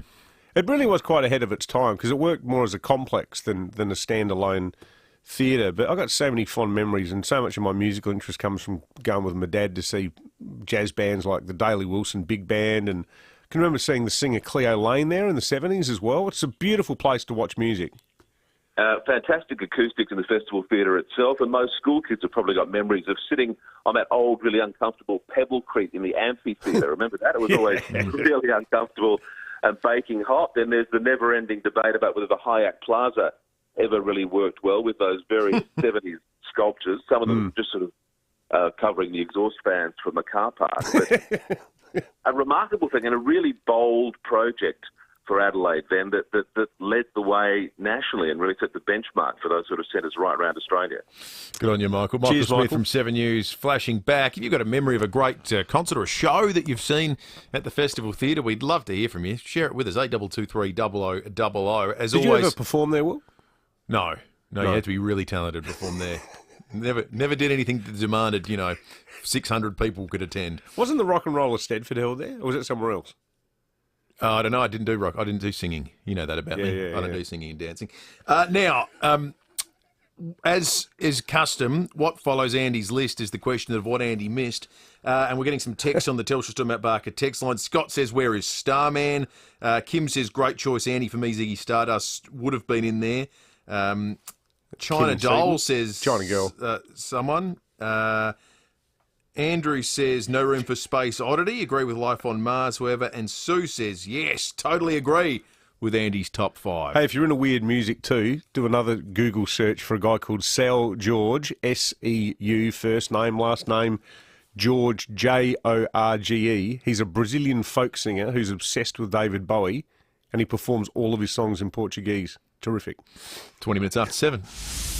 Leon Biner. Our truckies are the vital cog in keeping Australia moving in spite of the global pandemic.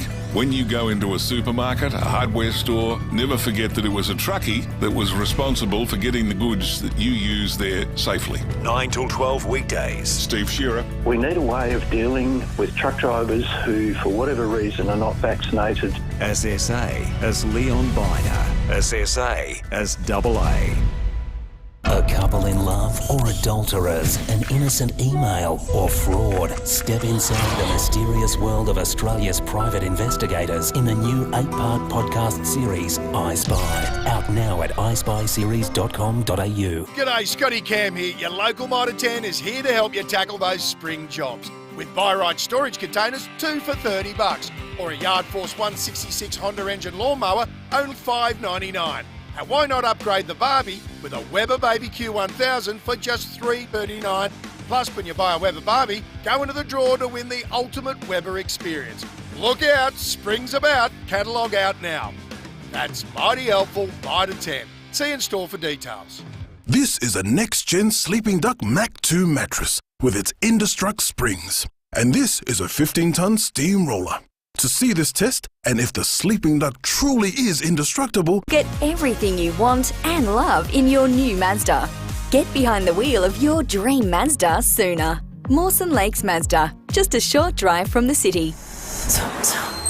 Grab your best mates and get these great rates. Then get ready, save and go to the NT now. With mates rates packages, you save up to $1,000 per person on getaways to the Red Centre, including Alice Springs, Uluru, Kings Canyon, Carter Judah, West McDonnell Ranges and more. The Red Centre is wide open and it's ready, save, go to the NT now. With deals from just $3.99 per person. Book now and travel to April 2022. Visit ntnow.com.au. You can trust 9 News is live and local. Weeknights at 5, nightly at 6. 9 News. Where do you go to, my lovely? Need a shed strong enough to resist the harsh Australian climate? Visit Olympic Industries. Built to last. You're listening to 5AA Breakfast. David Penberthy and Will Goodings. 23 minutes after 7. Very shortly, we'll reflect on fascinating chat Rowie had with Crows list manager Justin Reid last night on the sports show. There's something of another type of sports-esque or sports-adjacent story doing the rounds in Adelaide this morning. You might recall about 23 hours ago, it was just after 8 o'clock yesterday, we spoke about a big announcement that had come from the A-League, that they were rebranding, that the A-League wouldn't just be the men's competition, it would now incorporate what had been the W-League. It would be A-League men's, A-League women's, the Youth League would be falling under the A-League banner, that they were making a series of announcements about how the game would be presented. This was a part of it yesterday. Well, part of that announcement was a logo change. We didn't talk much about it because it's hard to describe a logo on the air. And frankly, who cares? I can tell you who cares. Our next guest, Tim Rogers, is the Managing Director of Adelaide Building Consulting, because I'm sure when he saw the logo, he will have noticed it bore a striking resemblance to Adelaide Building Consulting's logo. Tim, good morning to you. Hey, mate, how are you? Yeah, good. So we should try to describe the logos first off, even though it's difficult. So it's a circle, a ball on the left-hand side, and then a slightly angled rectangle on the right-hand side. Totally identical apart from the colour scheme. It's up on our social media at the moment. If you go to the 5AA Twitter account or the 5AA Facebook Twitter account, you'll see it. So when did you find out about it, Tim? What was your instant reaction? Oh, look, it was I did come to a bit of a shock. Obviously, it wasn't brought to my attention until midday or so forth. But I think what happened was a client of ours or something along those lines mentioned us in a comment, and then my team jumped on the social media, and it really went from there.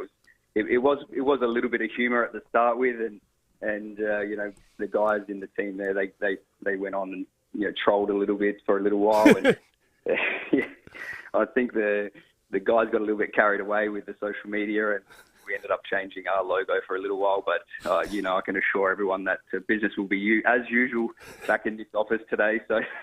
So Tim, do you think it was like a weird coincidence, or do you think that someone actually came across your logo and went, "Hey, that's pretty good"?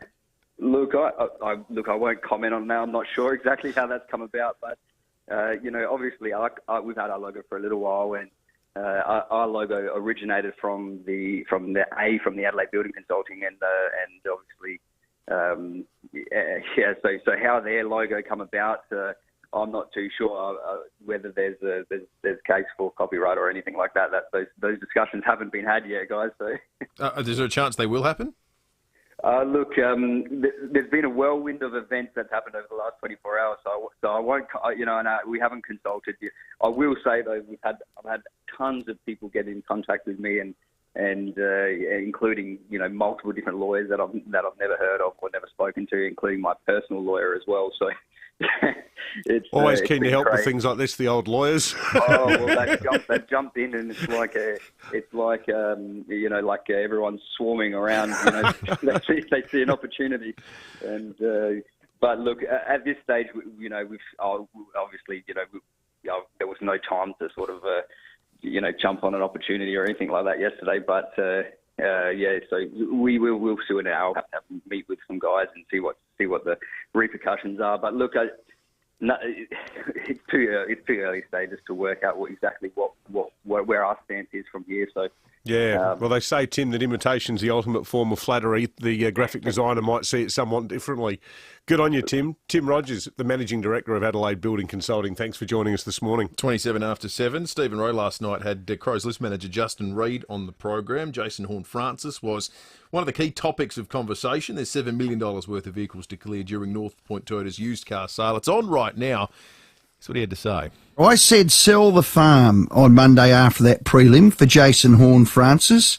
Can you, will you, and have you?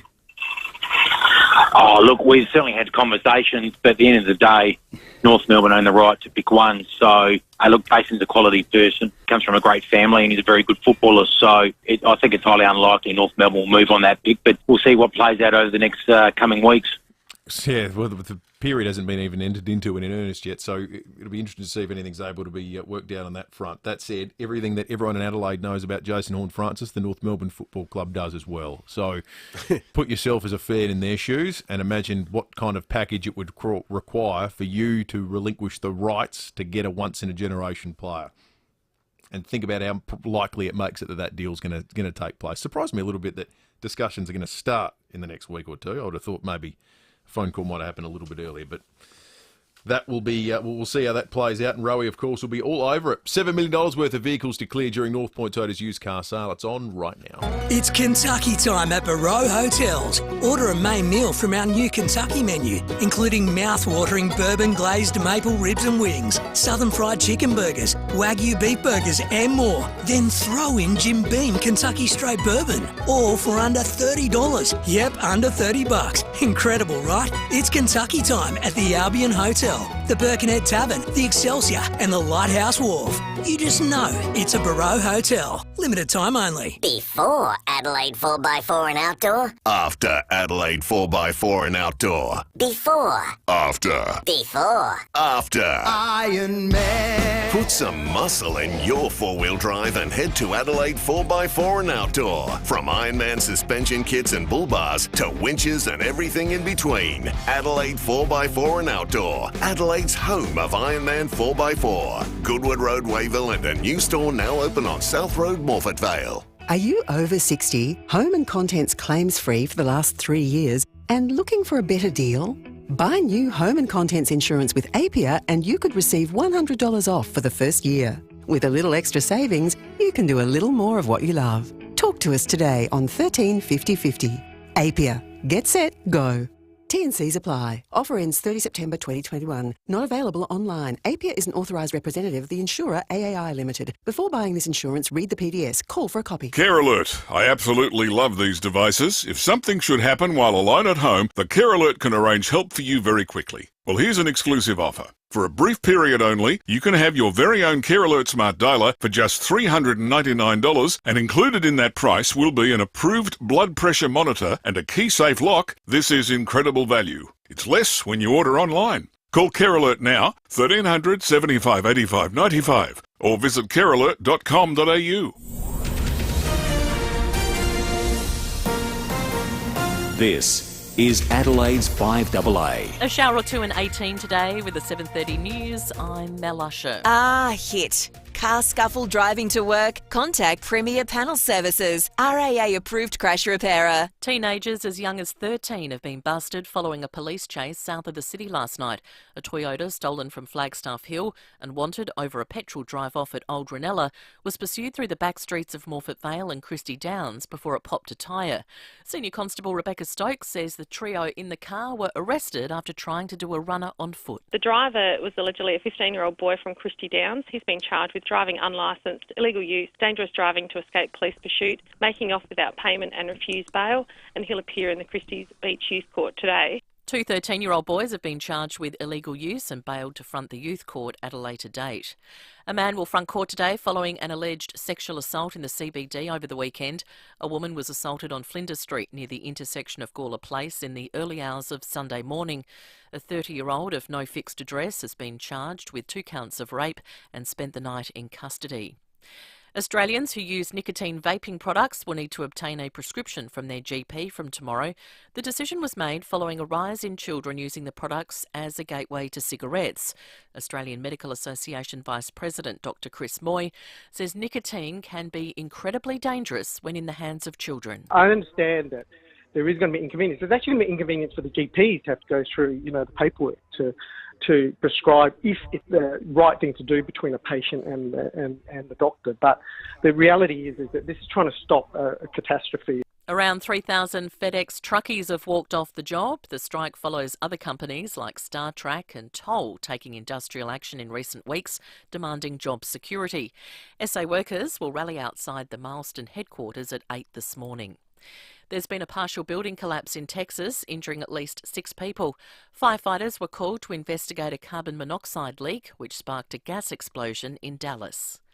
Britney Spears' conservatorship saga is back in an LA court today. Nine's US correspondent Alison Petrowski has more. Judge Brenda Penny will have the option of ending the controversial 13-year arrangement, which sees the pop star's father in control of her estate. Jamie Spears has filed a petition with the court to dissolve her conservatorship. Britney's lawyer Matthew Rosengart has accused Jamie Spears of mismanaging his daughter's finances and using the estate to rehabilitate his public image. A documentary released on the weekend has raised disturbing allegations that Mr Spears had recording devices planted in his daughter's home and monitored her text messages. Researchers have discovered all identical twins share the same pattern in their DNA. The breakthrough into a person's genetic makeup could give greater insight into what causes identical twins to form in the womb. Having discovered the how, researchers now want to get to the bottom of why. Now turning to 5AA Sport. Save up to 15% on selected Asco cooking appliances at Adelaide Appliance Gallery, home of Mr Dishwasher. Here's Jace Kemp. Thank you, Mel. Crows list boss Justin Reid has confirmed Taylor Walker is back training ahead of pre-season. Reid telling Rowie the former skipper will return to West Lakes for another year. I know Deck's back training and working hard and doing some work with the boys in the gym and running, so there'd be an expectation that he's contracted and he's part of the team and fabric of the footy club, and you know, he'll be back at pre-season training. Still on footy, and Port Adelaide will host its best and fairest tonight to cap off a strong season. Brownlow medalist Ollie Wines is the hot favourite to win the John Cahill medal, while Marcus Bontempelli has claimed his fourth Charles Sutton medal for the Bulldogs. The skipper says kicking more goals was a focus this year. Support the scoreboard side of things was something that, you know, I've been able to do in probably spits and spurts over different seasons, but just wanted to try and add, I guess, that layer to my game. And, you know, I'm pretty fortunate to be around the midfield I am, and in terms of front of centre as well. I sort of benefited, I feel like, a lot from the growth of some of the players. To cricket, and Australia's test against Afghanistan in Hobart will be postponed this week due to the Taliban's stance against women's sport. While in the Champions League, Chelsea has lost to Juventus 1-0, while a last-minute goal from Cristiano Ronaldo secured a 2-1 win against Villarreal. And that's the 5AA Sport. Now checking 5AA traffic. Is your BMW due for a service? Then book your service today at Glenelg BMW on Brighton Road. Woodville West got a two-car collision, West Lakes Boulevard and Clark Terrace. Tepco, Manham Road is closed in both directions due to flooding over the road between Randall Road and Ratchin Road. And Crayfor's got a lane closed on the freeway both directions for works, fog in the area and reduced visibility. Take some care if you're around that neck of the woods this morning. Look out for cameras, Old Coach Road, Maslin Beach and Old Port Wakefield Road, Virginia. The King's Spring Sale is on now. Save up to 50% on Australian indoor and outdoor furniture design. Visit the King Keswick showroom or shop online at kingliving.com today. Adelaide's most accurate traffic on 5AA. Now the 5AA forecast. Head to Foodland, Drake's or IGA for Nutrimate, a new dog roll loaded with healthy nutrients. 18 for your Thursday with a shower or two. 18 again tomorrow, but showers easing. Then partly cloudy, 22 on Saturday. Right now it's 13 degrees. More news as it happens on 5AA.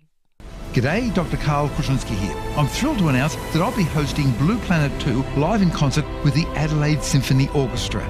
This concert features the music of Hans Zimmer, conducted by Maestro Vanessa Scammell, and it highlights breathtaking footage from the multi-award-winning BBC television series Blue Planet 2. Join me for this truly extraordinary concert event on the final evening of the Festival of Orchestra, December the 4th at the Adelaide Showgrounds. Book at aso.com.au and I'll see you there. Need a shed strong enough to resist the harsh Australian climate? Visit Olympic Industries, built to last. You're listening to 5AA Breakfast. David Penberthy and Will Goodings. 23 minutes to 8. If you're watching along on the 5AA Facebook, YouTube live stream this morning, Matt Abraham is in the 5AA Breakfast studio with us. Swing into spring at your local Mitre 10. Quality brands at great prices. That's mighty helpful, Mitre 10. Morning to you, Matt. Morning, Will. Good morning, David. You know, these little grabs of music you have, like they get in your ear for the rest of the day. You do realise that? Yes. Like, Where Do You Go to My Lovely with Peter Sarstedt? You know, that's as I was driving in. Beautiful old song. I know. What are they called? Earworms? That's what they're called. Yeah. Yeah, well, you can't get them out of your head. You can't get them. Anyway, that's Do you ever fine. find as a grandparent, Matt, when the kids end up with... Baby shark. No. Baby shark. I wish you hadn't done that. I wish you hadn't done that. Shark, Whoever shark, wrote that song should be arrested. Don't you think? Baby shark, do. And it Do you was know a that question. song, Will? Oh, yeah. And it was a question on the Chaser last night. Which one of these is not mentioned in the Baby Shark song? Of course, it was Brother Shark. Oh, yeah. Daddy Shark, Grandma Shark. Yeah. I apologise to the grandparents and parents listening. People are triggered. Baby Shark. Anyway. The one that gets me is Toot Toot Chugga Chugga, big red car. Oh, yeah. Soundtrack of our lives. That's right. Exactly. You know what? You know what didn't last long enough to become irritant to anyone that was interested in listening to it? Discussion about the ICAC in Parliament, Matt. I tried. That's the longest possible bow for that segue I could have drawn, but no, you did well. But we got there. It went very quickly. It almost happened in the dead of night. Yeah. It was there was no debate whatsoever. I think it was 24 hours from go to woe, which is probably a new land speed record for legislation in Parliament.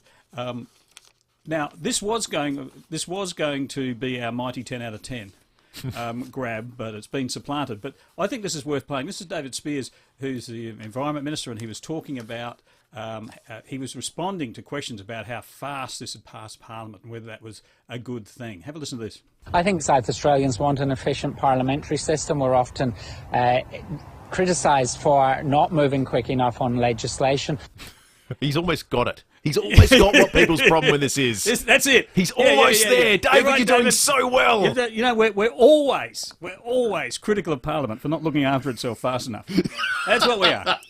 See, I'm obsessed with this story, but I do find it remarkable that neither side of politics needs to think that the same level of urgency needs to be brought to the plight of people like 12-year-old Loretto Border, Lily Anderson, and whether she's allowed back into South Australia after the October holidays without being locked in the boarding house for 2 weeks and forced to isolate. You know, the executive arm of government doesn't see there's any urgency with resolving things like that, but apparently you've got to, hold my beer. We need to reduce ICAC's powers. Yeah, and it was extraordinary. And there are some rumblings in how would I describe this? Sort of the old Xenophon SA Best circles, that Frank Pangello in the upper house, who's SA Best MLC, carried a can on this.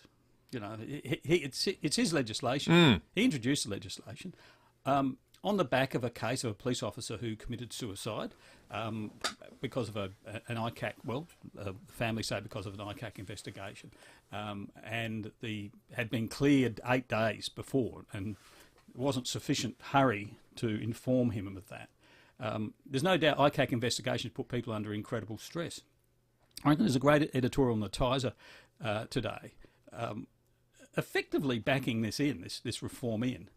And I know it's unpopular to do that, but I look at it and think, I don't know if it's a bad thing that Parliament requires ICAC to just focus on big end corruption. That's what I think a lot of people thought it was going to do. And are there other mechanisms for the rats and mice stuff? And I put in that category MPs' country travel allowances. Now, there's been another 2 referrals to the DPP yesterday. That's not coincidental, by ICAC Commissioner Amanda Vanstone. But that's theft, potentially. That's potentially stealing money from the public. And I'm certainly not prejudging anyone, but that's, in essence, what those accusations are. But is that corruption? Yeah, I reckon it is. Of course it is. Well, isn't it? What, fiddling your TA? Well, is that corruption? I mean, half the country would be... the workforce will be banged up on that. This is the question: is that corruption, or is it? It's not being tried, I don't think, as corruption. And No, you're quite right in pointing out. These 2 have just been referred. They're going to the DPP. We don't know what will happen to that, where the charges will be laid. But in terms of the charges that have been laid, is that corruption, or is that what's called maladministration? See, the thing though that I would question though, Matt, is, well, I can't believe the way ICAC was so lax and slothful in its handling of that case involving the police officer who took his life. The treatment of him and the impact that it had on his family was appalling. But having said that, the wheels of justice are slow and often the system is imperfect. So if you think about like delays in Supreme Court trials, District Court, Federal Court, I know. Have we created a precedent where the Parliament can just turn around and go, well, that's clearly not working on the basis of this one case. Let's just remove their powers. That's troubling, I think. It is troubling, and I think I hate but love this term, but the optics of this in politics. In other words, there can be a good reason for doing something, but how does that look to the public? Yeah, and it looks really bad. I mean, it was. What about the letters to the editor? It's like they're getting every day. The first 4 letters are going. What's this all about? Every element feels like it was now. And this goes to the original point you were making, Matt. Every element feels like it was carefully crafted of this, right down to who was going to introduce it into Parliament. Not anyone from any of the major parties. Now, mate, and sometimes this isn't any form of collusion. Sometimes it happens almost naturally where. Matt, you come to me as an MP and say, well, I've got this idea, and I go, look, if you can get. We'll support it, but see if you can get Tammy or Frank or one of these guys to introduce it. Because I know the other side, they're going to be all for it. And so it doesn't require anyone being fitted up per se, but you can massage the process to make sure that there is minimum political fallout for you. Well, it's been you're right. It's been the model of reform over the term of this Parliament. That's some mind-bogglingly big reforms that have been sticking points. Voluntary assisted dying legislation and reforms to full-term abortion to full-term haven't been introduced by the government, but they've sure as hell been helped along mightily by the government. They're never surprised when it's suddenly introduced by some minor party MP. They don't go, oh, well, gee, we're going to have to really bone up on this issue. No. Everyone's fully across it. Yeah. And Stephen Marshall, Premier, effectively admitted that we had a go at this at ICAC and it didn't get through. So people shouldn't be surprised that we hopped on board this one. Well, maybe you should have had another go at what was the magic Frank Pangello element in this. And I think there have been enough MPs who've had who've lost a lot of sleep, let's say that, and are continuing to lose a lot of sleep over their encounters with ICAC to make them think, oh, we'll stuff this. I think the thing that arouses public suspicion the most is that 2 blokes who are awaiting trial voted against, or voted in favour of the reforms and against ICAC continuing to have the breadth of powers. Like, that does seem like a conflict. And that's not to prejudge them at all. They may well be innocent, and they say that they are. But I can't believe you wouldn't disqualify yourself from that. Just sit out the vote.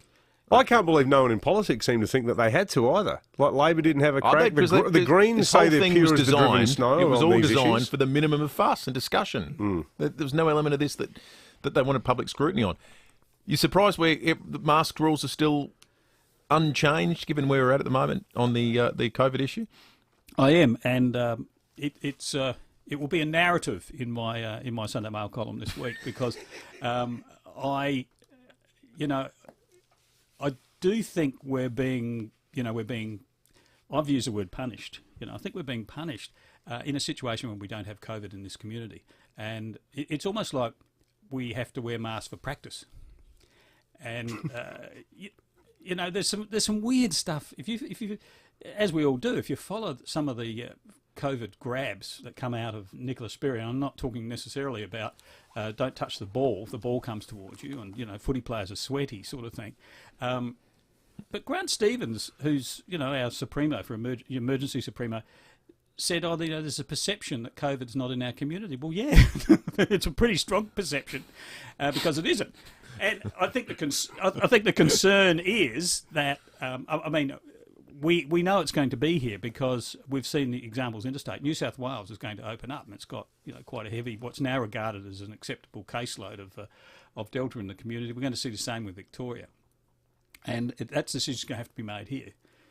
So sometime after Christmas, I think we'll be confronting COVID in COVID cases in South Australia, and I think all the energy should be going into vaccination, like huge energy should be going into vaccination. There's a brilliant column today in the Advertiser by Samantha Maiden. Exactly. Welcome home, Samantha. Yeah, welcome home, Sam. She is a cracking journo. Yep. And she's been appointed to become a new weekly columnist in the Advertiser. And her piece comparing the vaccination rate here to the vaccination rate in her now hometown, Canberra, she tells the story of how it went through her kid's school. And it's a huge wake-up call for people in SA who think, oh, yeah, we'll get around to it. But to your point, Matt, the lack of COVID in the community is the thing that probably underscores a lot of that apathy where people go, oh, yeah, you know, what's the rush?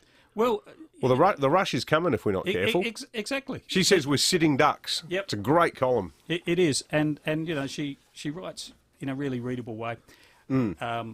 She is a cracking journo and has broken a lot of big stories. And I think Brittany Higgins. So exactly, I think Samantha Maiden makes the point that our vaccination rate, particularly among teens, and that was the focus of her column, that she's got older school-age kids, and as soon as they could get vaccinated, she got them vaccinated because it bobbed up in the school.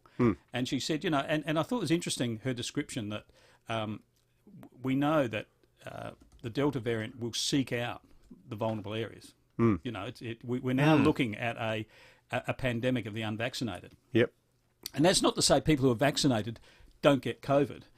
It's just that if you look at the statistics, overwhelmingly people in hospital and overwhelmingly people in ICU and overwhelmingly people who die from it are the unvaccinated. Yeah, absolutely. And the rate among teens in South Australia is a big worry.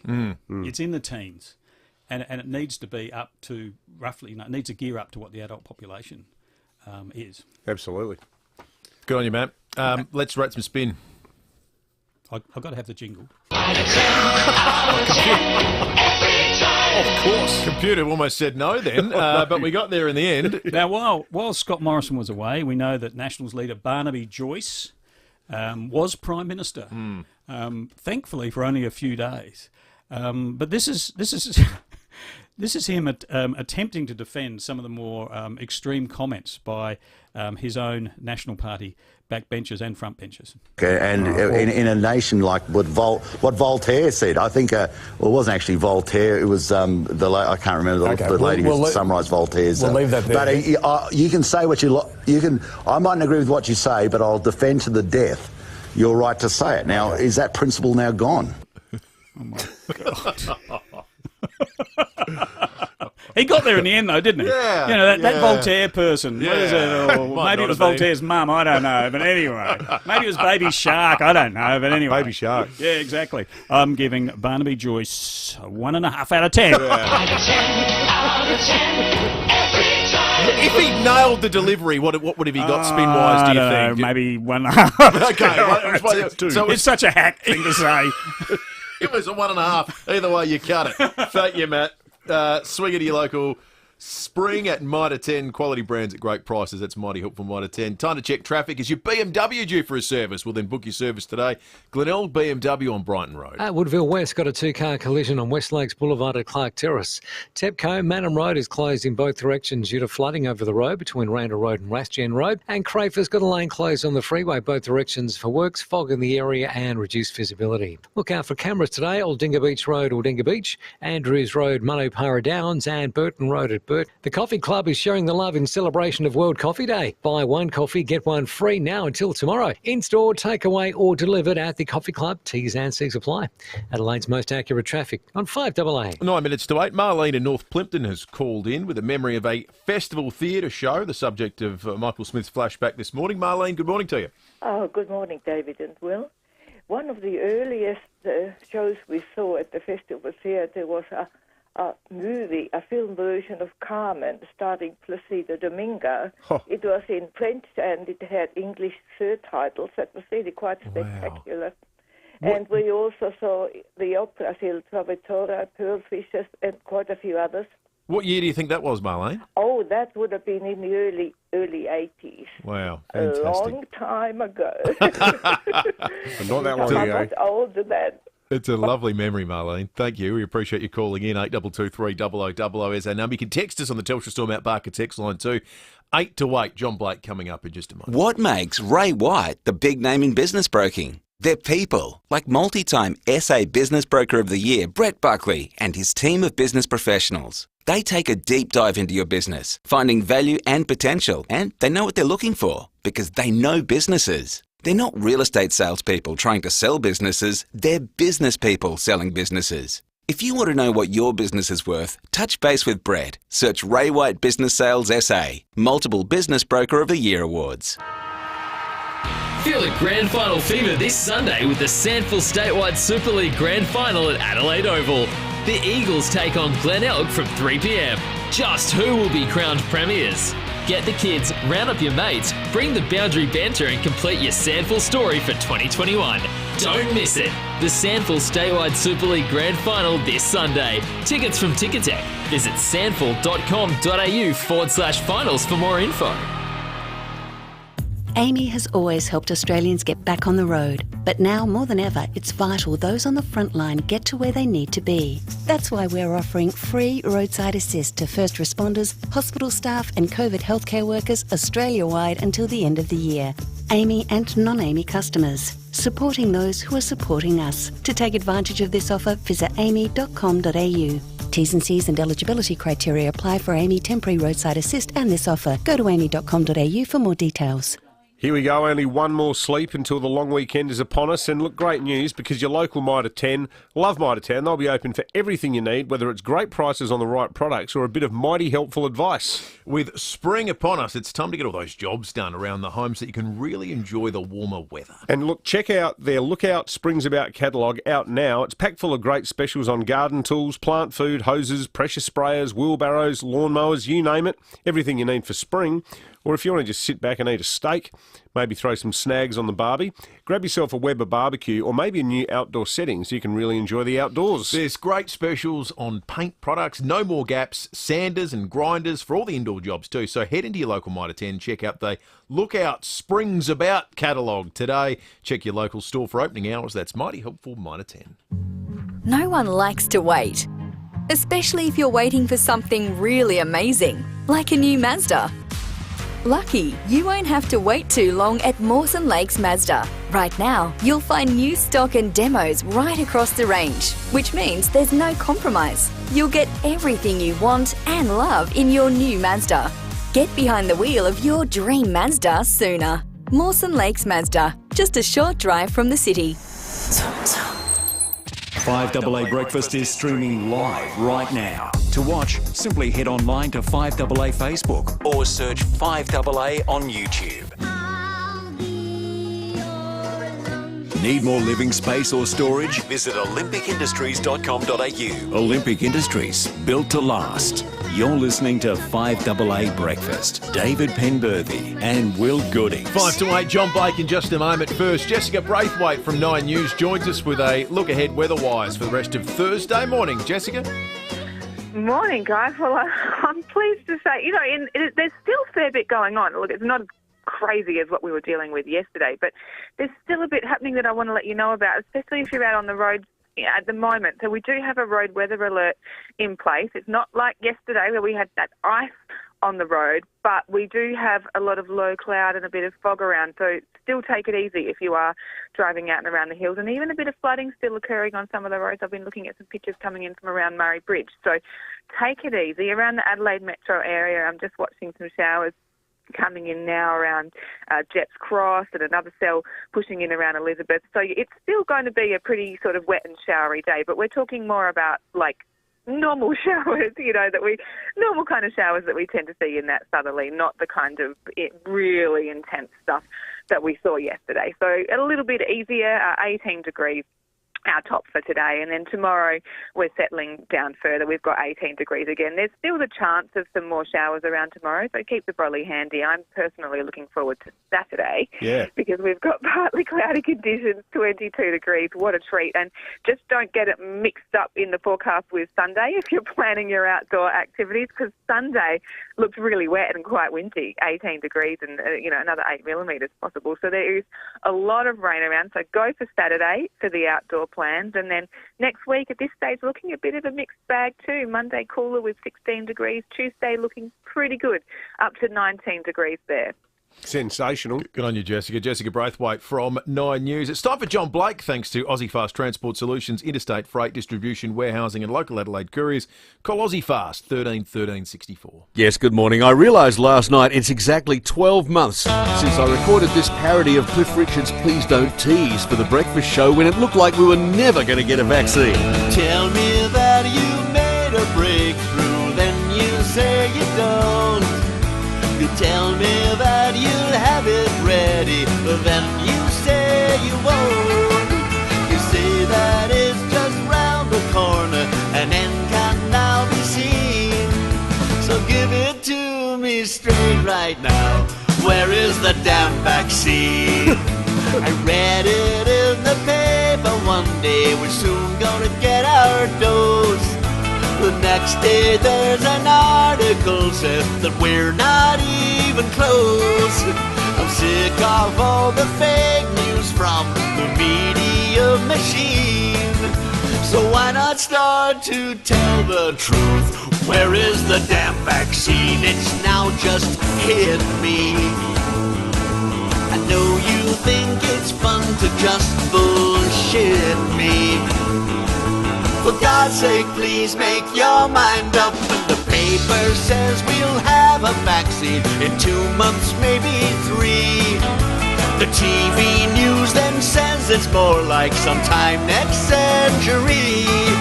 I might just now ignore them all. It can be plainly seen. They haven't got the slightest clue when we'll get a vaccine. And today scientists at the CSIRO are a step closer to a breakthrough. They say we could see a rollout of a vaccine by about this time next summer. Worked out to be a fairly conservative prediction in the end. Minute right. to 8.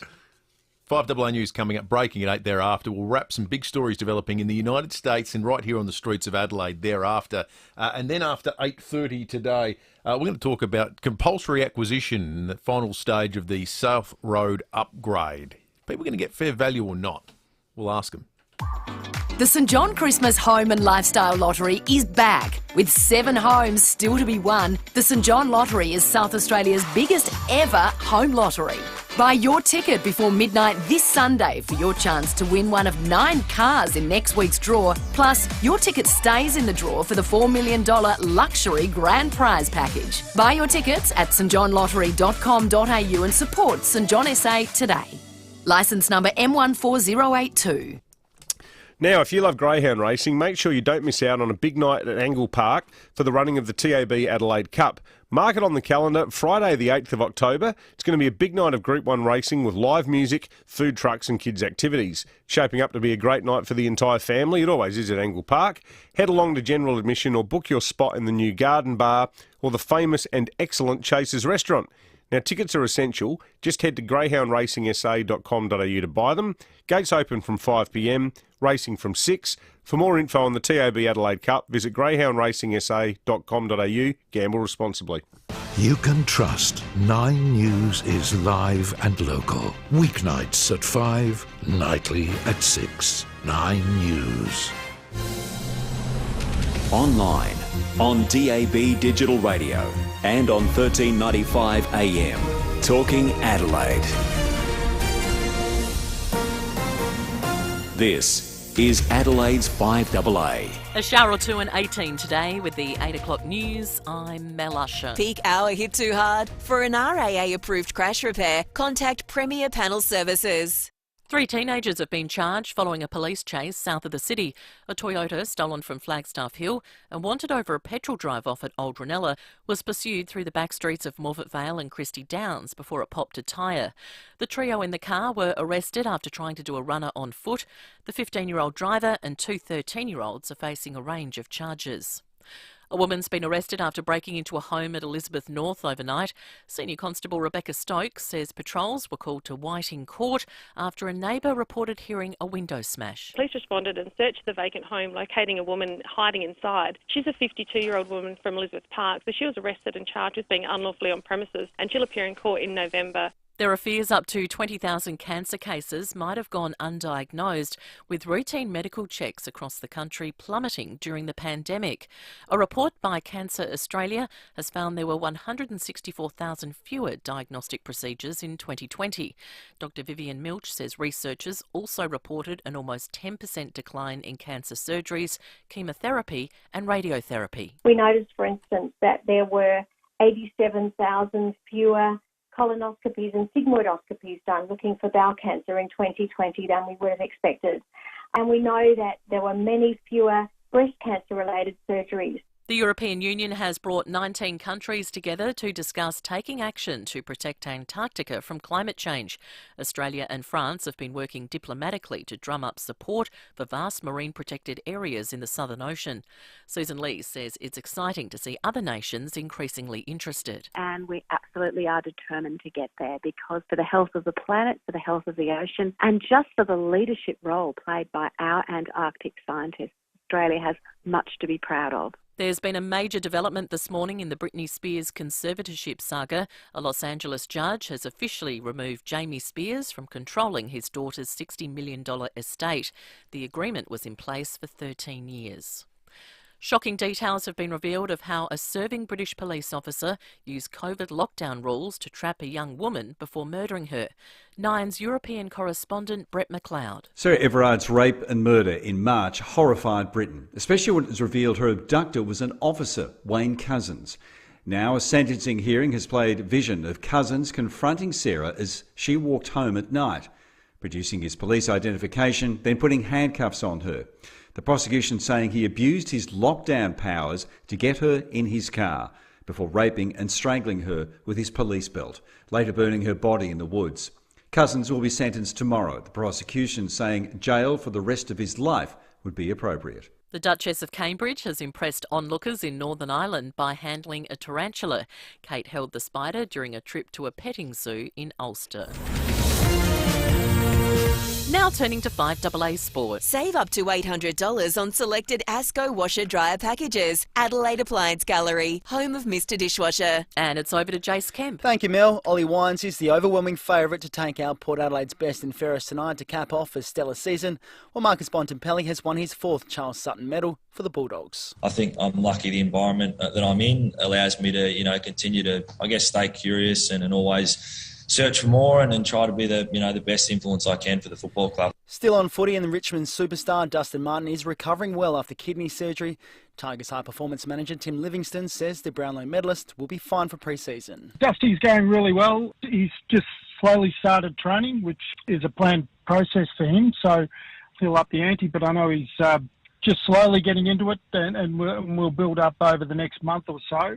So we expect him to be fine to do a normal pre-season as much as possible. To cricket, and Australia's test against Afghanistan in Hobart will be postponed this week due to the Taliban's stance against women's sport, while Aussie spinner Nathan Lyon is urging England players to travel down under for the Ashes. Several English cricketers are reluctant to tour due to travel restrictions for their families. As professional athletes and cricketers, we're so lucky in what we do, and I think it really comes upon us to really give back to the game that's given us so much. So I think I wouldn't have a doubt in coming out if it was myself. In the Champions League, Chelsea lost to Juventus 1-0, while a last-minute goal from Cristiano Ronaldo has secured a 2-1 victory against Villarreal. And finally, in the FIVEaa Cup, Adelaide Olympic has defeated Joondalup 3-0. And that's the FIVEaa Sport. Now checking FIVEaa traffic. Glenelg BMW is now open on Brighton Road. Drop in and see Adelaide's newest home for BMW. At Port Nollingha South this morning, got a multi-car collision on Commercial Road at Trafalgar Street causing a few delays, so keep that one in mind this morning. Woodville West got residual delays from an earlier collision West Lakes Boulevard at Clark Terrace, and Tepco Manham Road is closed in both directions due to flooding over the road between Randall Street and Rathjen Road. Crayford's got a lane closed on the freeway in both directions for works. Bit of fog in the area too, so do take some care there too. It's the final days of Anaconda's massive spring super sale. Up to 50% off a huge range of outdoor adventure gear. Spring super sale must end Monday at Anaconda. Play more, pay less. Adelaide's most accurate traffic on FIVEaa. Now the FIVEaa forecast. Head to Foodland, Drake's or IGA for Nutrimate, a new dog roll loaded with healthy nutrients. A shower or two and 18 today, showers easing tomorrow 18, Saturday partly cloudy and up to 22 degrees. Right now it's 13. More news as it happens on FIVEaa. Wanna get away? Follow your dream with Adelaide Custom Caravan. Can't wait to go with Adelaide Custom Caravans. At Adelaide Custom Caravans, we're keen to buy or consign pre-owned caravans and camper trailers for families waiting to hit the road. Or trade up now at our big new supercentre, 1505 Main South Road, Darlington. Follow your dream with Adelaide Custom Caravans. AdelaideCustomCaravans.com.au. When you need a plumber, you need them right away. as in today. Give Ken a call. Ken Hall Plumbers, your local plumbers since 1983. On time, every time, at a time that suits you. Give Ken a call. 8364 5855. Need more living space or storage? Visit olympicindustries.com.au. Olympic Industries, built to last. You're listening to 5AA Breakfast. David Penberthy and Will Goodings. Day after 8, breaking Sister 8. Janet Mead. Breaking 8, not What too about far that? away. Then after 8:30 this morning. Are you a Glandore resident that received a letter in the last couple of days talking about the compulsory acquisition of your property to complete the final stage of the South Road development? We'd love to hear from you. 8223 the number. You can text us on the Telstra Store Mount Barker text line. Just want to get a sense of your reaction, how you're confident you feel you're going to get fair value in a market that's seen just remarkable rises in the price of property right now. We'll get into all that after 8:30 this morning. We need an Andy's List top 5 Sister Janet Mead songs. Watch this space. Well, if he's the boss, he can put it in if he likes. Breaking 8 coming in a moment. We'll wrap some of the stories that developed over the course of the last few hours in Adelaide shortly as well. When we caught up with Matt Abraham, as we always do on a Thursday, we mentioned the excellent Sam Maiden column in today's Advertiser. Sam being the national political editor for news.com, but an Adelaide girl who has come home after a fashion, even though she's Canberra-based. Terrific column today. I would urge everybody to read it about how we still need to do so much more in SA to lift the vaccination rate. Well, to that end, I've got some really, I think, quite heartening detail from sources within the state government about this partnership that the government has entered into with Business SA to make the COVID-19 vaccine even more accessible for workforces. Now, there's a good story today by the excellent Andrew Huff in the paper talking about the Wayville Express program, where businesses are basically being able to, clear an hour or so in the afternoon to let workers go in there en masse to get vaccinated. Well, there's some terrific work going on behind the scenes, and hopefully this will bear fruit as soon as possible, where they're looking at setting up these mobile vaccination clinics. They went out last week. This is people from through the local health networks, and they visited the Drake's Distribution Centre in Edinburgh, and also the Drake Supermarket at Penfield. About 50 staff were vaccinated over 2 visits. They've also advised so far a whole bunch of businesses and organisations, and this is all being done just with a view to getting as many needles in arms as possible. This is groups like JBS Australia, Oz Minerals, Heathfield Mine, Transport Workers Union, Flinders Port, other maritime organisations. But how's this? There's some really big employers that are going to be part of this too. We understand that discussions are underway with organisations like Bunnings, Kimberley-Clark, who've had a big year making toilet rolls down there in the southeast, and also the University of South Australia. So the idea that we're going to have these mobile community clinics is something which will hopefully really see the take-up rate jump soon here in SA, which is a terrific thing. 11 minutes after 8, time to get you across some of the big developing stories in Adelaide and around the world this morning. We'll start with a FedEx workers' strike that's going to take place for 24 hours around the country today. Some 3,000 workers will be on strike after the company refused claims for job security guarantees. The strike in South Australia will start this morning. In fact, it has started with a worker picket up until 9 o'clock outside the FedEx at Marston at Grove Avenue. It's where we find Ian Smith, who's the SANT branch secretary of the TWU. Ian, good morning to you, mate. Just let us know, what's the concern that workers have? Well, the bottom line, this is not about wages, it is about job security. You have a company like FedEx that's made $5 billion, and these workers are seeing their jobs outsourced, and their overtime and everything going out the window. It's quite simple. We need clauses in an agreement that give people job security. It's un-Australian that we're bringing in 18th century conditions of work, because that's what's happening with Amazon Flex and all these companies coming in, but there's no regulation. There's no rights at work. There's no minimum wage, and it's a race to the bottom, and these workers want that stopped. They want some protection in their agreement so that they can make sure that they can feed their families and go home safely every night. And I don't think that's much to ask. Mate, it sounds a bit like they're trying to turn all your truckers into Uber drivers. That's what's going on.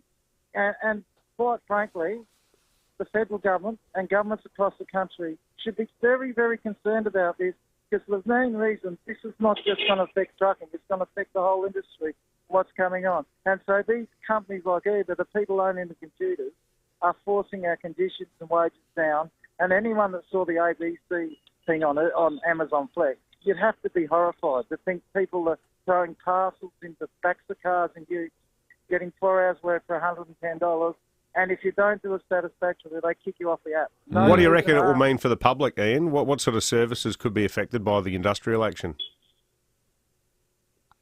We certainly are not making sure anything to do with medical is unaffected. That's got a key picture. We never intend to hold that up. This is the last resort for these workers. They've been negotiating with this company for a long, long time, for over 6 months. And this is the points they're failing on. They're failing on the fact around job security. And I think it's only fair and it's their right to do this, and they don't want to do it. Ian, thank you. Ian Smith is the South Australian NT branch secretary of the TW at that strike you can hear that's ongoing at the moment. The worker picket will be on until 9 o'clock today. Over in the US, there has been a resolution to a really high-profile court case you might be familiar with. Now to a critical hearing for Britney Spears this morning. Some of her fans, some of her supporters are dubbing it B-Day. A judge expected to decide whether Spears' father, Jamie, should be removed as her conservator. He has overseen her $60 million fortune for some 13 years now, and his actions, as you know, have come under a bit of scrutiny, in part because of allegations of abusive behaviour made by Britney. And as we've heard in 5AA News with Mel Usher, there has been a resolution in that case. David Woiwod is covering it for 7 News and is outside Stanley Moss Courthouse in downtown LA. David, good morning to you, mate. What's happened? Good morning, guys, and I know that you've followed this case very closely. There has been a bit of a resolution today. The court has just ruled that Jamie Spears, of course, Britney Spears' father and co-conservator of her estate, is now set to be suspended from his role. Now, a couple of important points to make. He's not being terminated from his role, nor is this conservatorship actually being terminated, but he is being replaced in that position. So that will mean that he will now have to hand over a number of key financial documents, and there have already been plenty of allegations over the past 12 months or so that he had been misusing her money in many, many ways. Of course, he's been accused of abuse against his daughter, of cruelty, of being an incredibly toxic influence in her life as well. So he is now set to go as of today. He will hand over all of those financial documents, including how he's been spending that money, potentially on things like rigging her house up with a complex network of security cameras and recordings, including in her bedroom. Now, that was a recent allegation that was made. It was brought up in court today as well. So the court is keen to get to the bottom of all of that, and they'll have all those documents now to do that. But for Britney Spears, she'll remain under this conservatorship for at least the next 30 or 40 days. That is when the court will sit again. But you'd have to say she's certainly one huge step closer now to freedom. Look, there are plenty of tears, plenty of hugging going on out the front of court today. We know how passionate these Free Britney supporters are, and it's certainly been great news for them. Good on you, David. Thank you for that. David Woiwod for 7 News in the US. Justice for Britney. Well, she's that not was quite, the hashtag, wasn't it? That was hashtag Free Britney. Free Britney, that's right. Free Britney. Well, she's not quite free, as David said, but she's getting closer to freedom. Just news out of Victoria, 1,438 new cases in Victoria, 5 deaths, 488 increase on yesterday's. 1,438. They've just surged past New South Wales, haven't they? And clearly, the Tier 1 exposure site was the big CFMEU protest the other day. You can imagine how it would have spread through that. It makes you scratch your head, though, because the whole criticism of Berejiklian was that she was too slow to go in. So then Victoria went hard and fast, and now their numbers are far outstripping New South Wales. They're higher than anything that New South Wales has seen. But with the lockdown that started harder and faster. Yeah, I think we can take great heart out of what's happening in New South Wales, where numbers are now going the other way. They're a sign of the quality of vaccinations. They're at 62.9% second dose, 86.7% first dose, and in an environment where they're starting to open up, cases are going down. It's remarkable. I think New South Wales is such a good news story.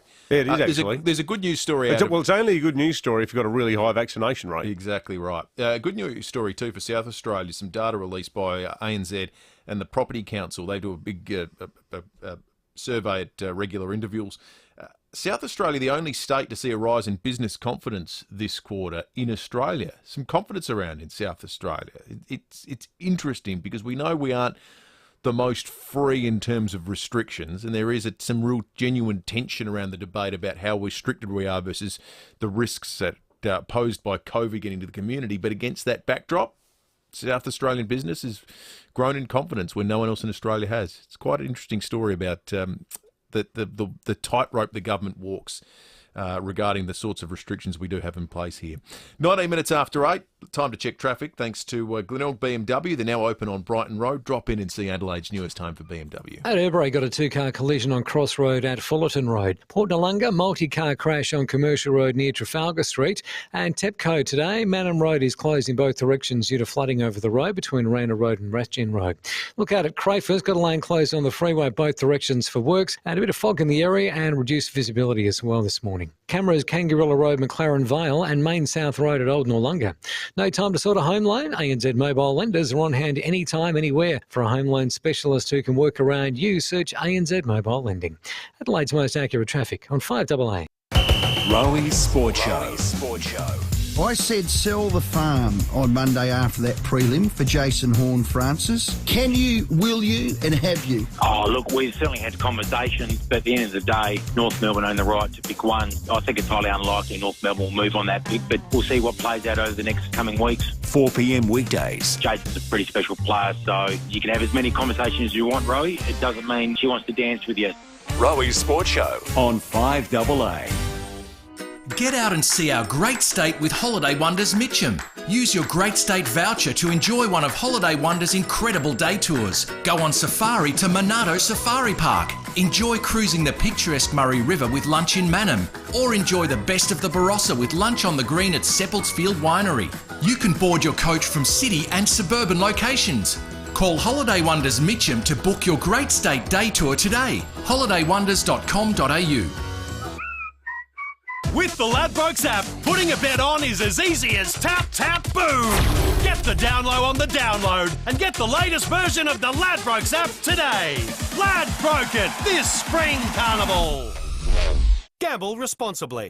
5AA's Tech Talk with your host, Adelaide Tech Guy Richard Pascoe. Thanks to Harvey Norman Computers. Scam alert. If your phone has been getting dodgy looking texts, do not hit that link. Statistics show these scams have cost Australians over $70 million so far this year. A lot of these scams target people over the age of 65. So what do? Choose a comprehensive and reputable internet security software package that also covers your devices.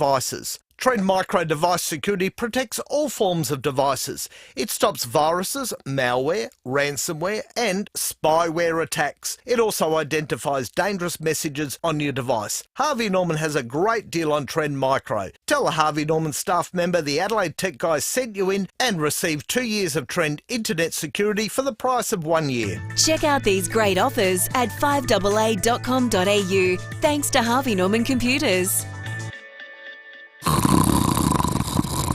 G'day, it's Merv Hughes here. After years of snoring like a train, the missus sent me for a CPAP Direct sleep test. I'm sleeping quiet and waking up refreshed. If you like to get away, drop in to CPAP Direct to see the latest technology in travel CPAP machines and batteries, so you can snore no more on the road. Find your local store at cpap.com.au. Before Adelaide 4x4 and Outdoor. After Adelaide 4x4 and Outdoor. Put some muscle in your four-wheel drive and head to Adelaide 4x4 and Outdoor, Adelaide's home of Ironman 4x4. Goodwood Road, Wayville, and a new store now open on South Road, Morford Vale. you can trust 9 News is live and local. Weeknights at 5, nightly at 6. 9 News. But if he ever breaks your heart, Need a shed strong enough to resist the harsh Australian climate? Visit Olympic Industries, built to last. You're listening to 5AA Breakfast. David Penberthy and Will Goodings. Coming up to 23 minutes after 8. Speaking earlier in the morning about the new home of the Sandful Grand Final victors and the runners-up, Chimney, moving from obviously the West End, found a new home at the Brickworks, the Brickworks Chimney. If you're going to talk about your second favourite chimney in Adelaide, it was always it. Now it's my favourite because I must say... favourite chimneys of Adelaide. It's my favourite chimney of Adelaide because... I like the one in Halifax Street. No. Oh, there you go. What did it ever do to upset you? Means nothing to me, that one. Now, we're talking yearly traditions in Adelaide for the family VIP pass to the Not the Royal show that's on Benithan Park at the moment. These VIP passes are unbelievable, by the way. Get on all the rides. You can do whatever you want. You get the whole family going along. You get treated like a king.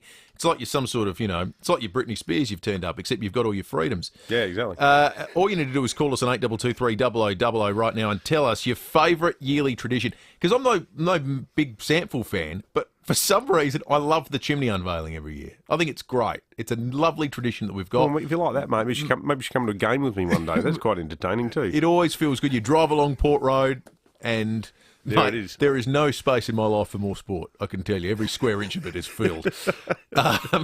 It's a wonderful tradition that we have here in South Australia. What are the other yearly traditions we have that you really enjoy? 8223 0000. You might win a family pass to Not the Royal show that's been put on by our good friends at Nova. Anna, good morning. Hi, how you going? Good, Anna. Good, good. How about the Christmas pageant? All the kids line up and yeah. The Christmas pageant. I remember that. Is great. It used to happen annually, didn't it? No, now they just go around in a circle. It's more of a... At the Oval. Yeah, the Oval. It's Christmas pageant-ish. Bring it back. Chris at Largs Bay, good morning. Good morning. We always do something for Easter, normally away, camping, or nothing very comfortable, but it's always a great time. What do you reckon the best place to camp in South Australia is? Oh, not too far away. I think last Easter we were at Meadows.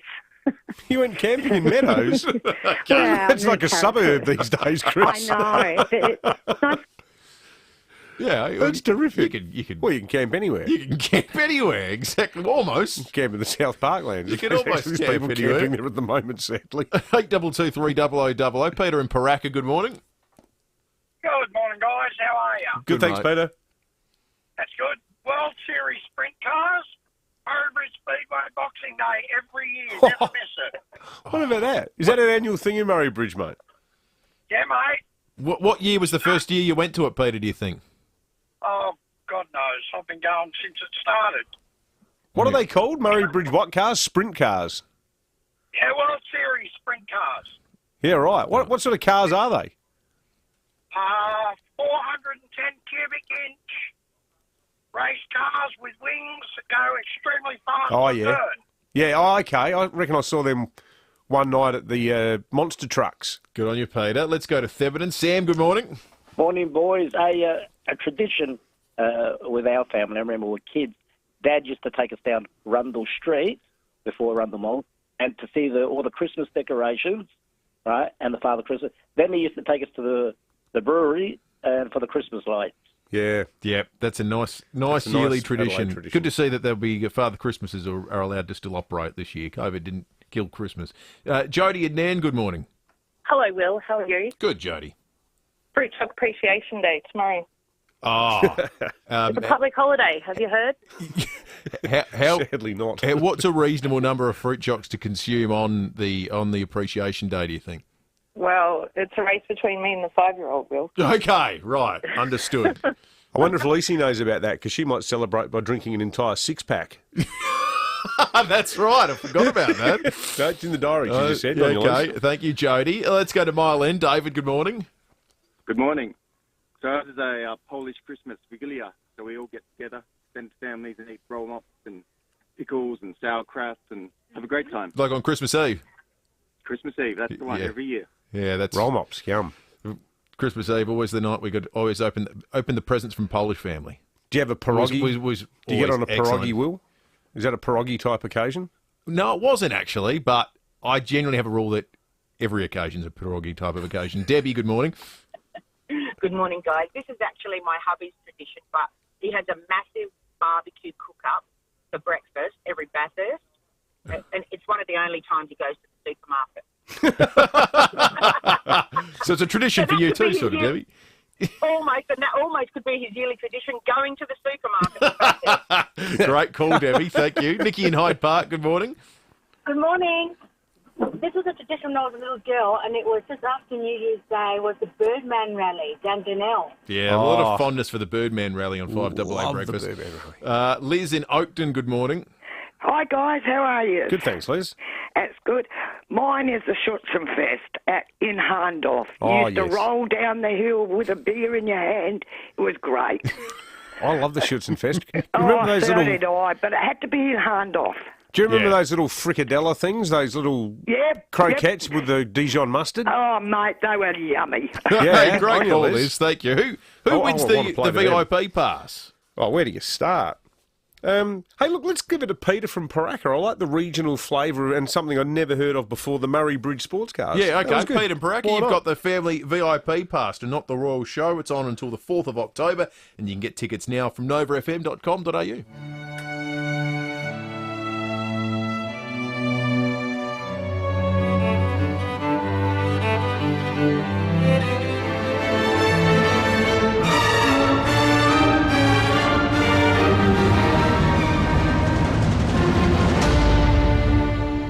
Overwhelming are the feelings of grief and loss.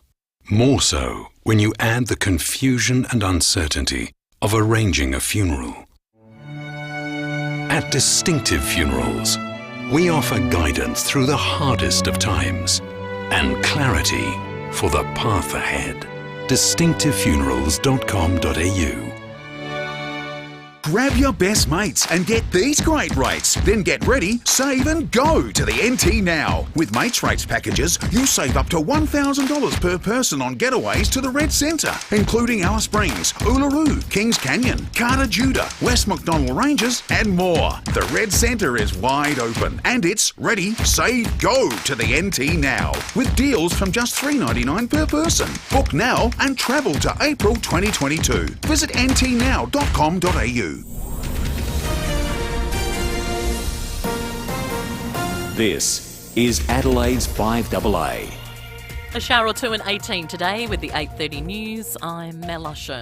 Hit. Car scuffle driving to work? Contact Premier Panel Services, RAA approved crash repairer. Victoria has recorded a huge spike in local COVID cases with 1,438 new infections in the past 24 hours.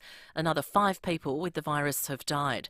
AMA Vice President Dr Chris Moy has told Today Victorians who haven't been vaccinated need to get a jab now. Hopefully, as more vaccinations happen, the numbers will start to plateau as they have in New South Wales.